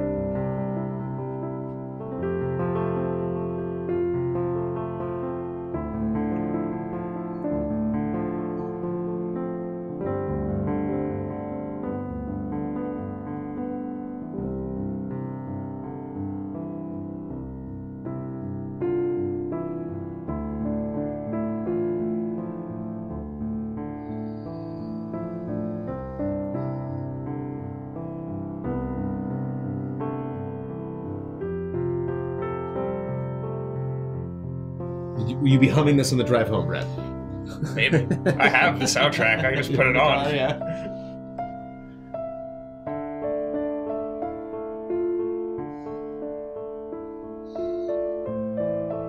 It's one of the things, man, about Final Fantasy is it sounds so good on piano. It doesn't matter what Final Fantasy game you're playing, man. Like, these tracks just echo so hauntingly on this instrument.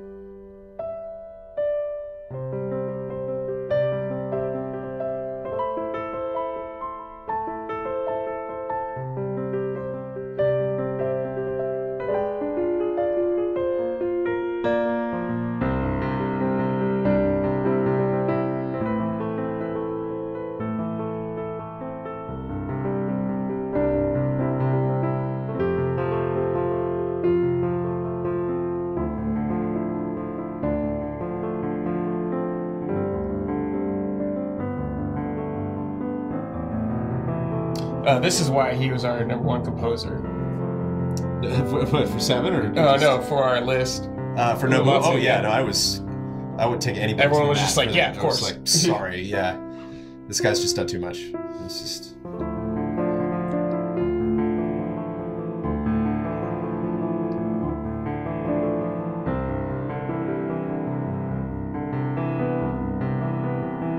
Maybe I don't listen to enough of his stuff, but it's like, even like John Williams, who I idolize so much, like, you can play a track and I'd be like, yeah, that sounds like Williams. And like, he's just done so much work. Just all over the place, like playful and intense and dramatic. Yep. You know, it's true legend. Songs that he writes, you know, to be sung, like, oh.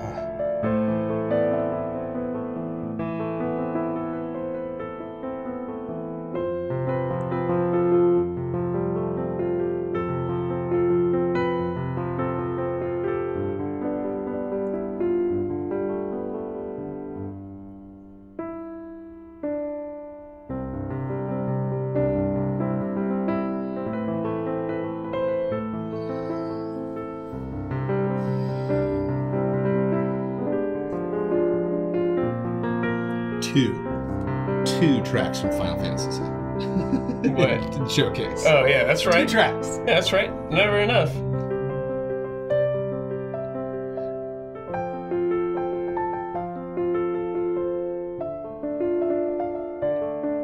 Yuffie doesn't get enough love. We give Yuffie so much love here. It's ridiculous.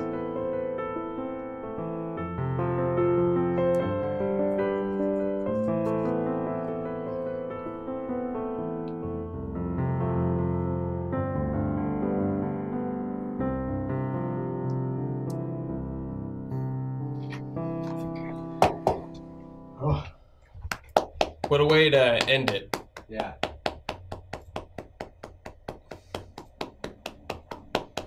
Clap, chat. Clap! You. I can't hear you clapping, chat. Yeah. So yeah, it's a whirlwind of stuff. So we got, you know, drawing, screenshots. I like, you know, people trying to make a point about something that the conversation started that they want, or some kind of topic that they want to weigh in on, or just telling us about, you know, their lives. Obviously, you know, a lot of people go through rough patches and gaming, or possibly this community, or just looking forward to the things that we're excited about later this year can help get you through. But Brad Ellis sure helps me get through every day, and in turn I get sick. You do, Brad. I think about you sometimes. I and I get inspired. Get through anything. You're gonna inspire me to finish Sekiro, that's for sure, dude. We'll have a training camp one day. I'll sit down with you and we'll go through it. I think the last boss I stopped on was just so imposing, just visually imposing, that I was like, that'd oh be my a good goodness. stream, Jones. I sit down with you and we just like slowly take steps. Might have to be spoilery because I'm getting there, you know. Yeah, I'm getting on through that game. But a huge thanks and love and respect and everything, applause and shout out to everybody that not only gave us lots of fun stuff to talk about and consider, little slices of life, but all of the amazing photographs and screenshots and music it's fun to wrap it up with a piece of music there and wonderful video updates. Again, this is for $10 and above patrons, subscribers to Easy Allies on patreon.com/easyallies for a $10 fee for 1 month. At the end of the month, we do this on typically the first Thursday of the month, and then a week before that, before the month prior wraps up, I will put up a Patreon post asking for people to submit. I will make that post public right after this video ends, so you can go and check out this all of this fantastic work.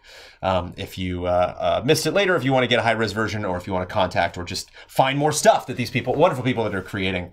But most specifically, and of course, thank you to Brad Ellis for coming in. Yay, I did my job. And sitting down. You sat on the couch and you went through all this stuff.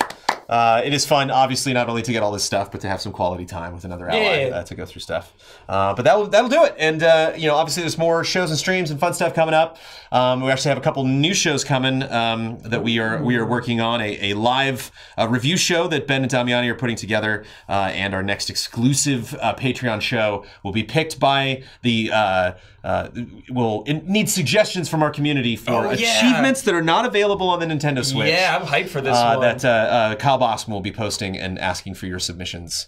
And so if you would like to participate more on patreon.com/easyallies, those are fun ways to get involved. But you don't have to participate in this at all. You can just join me on the first Thursday of May. I will be sitting down maybe with Ian. I think Ian was close on the list. I'm not sure. I will get that name and I'll get that to you as soon as possible. That will also be included in the post so people know who is coming up and who will be next on the list. But when I couldn't get Brad, I tried to get Ian, and then I couldn't get Ian, and so I got Bloodworth for last month. So I believe Ian is close to being the next person on the list. But Brad was next. Brad came in. Brad talked about Sekiro a lot. I love that we're talking about Sekiro like 45 times, and then we get a Red Dead video, and chat's like, okay, Jones, get some Red Dead out of your system.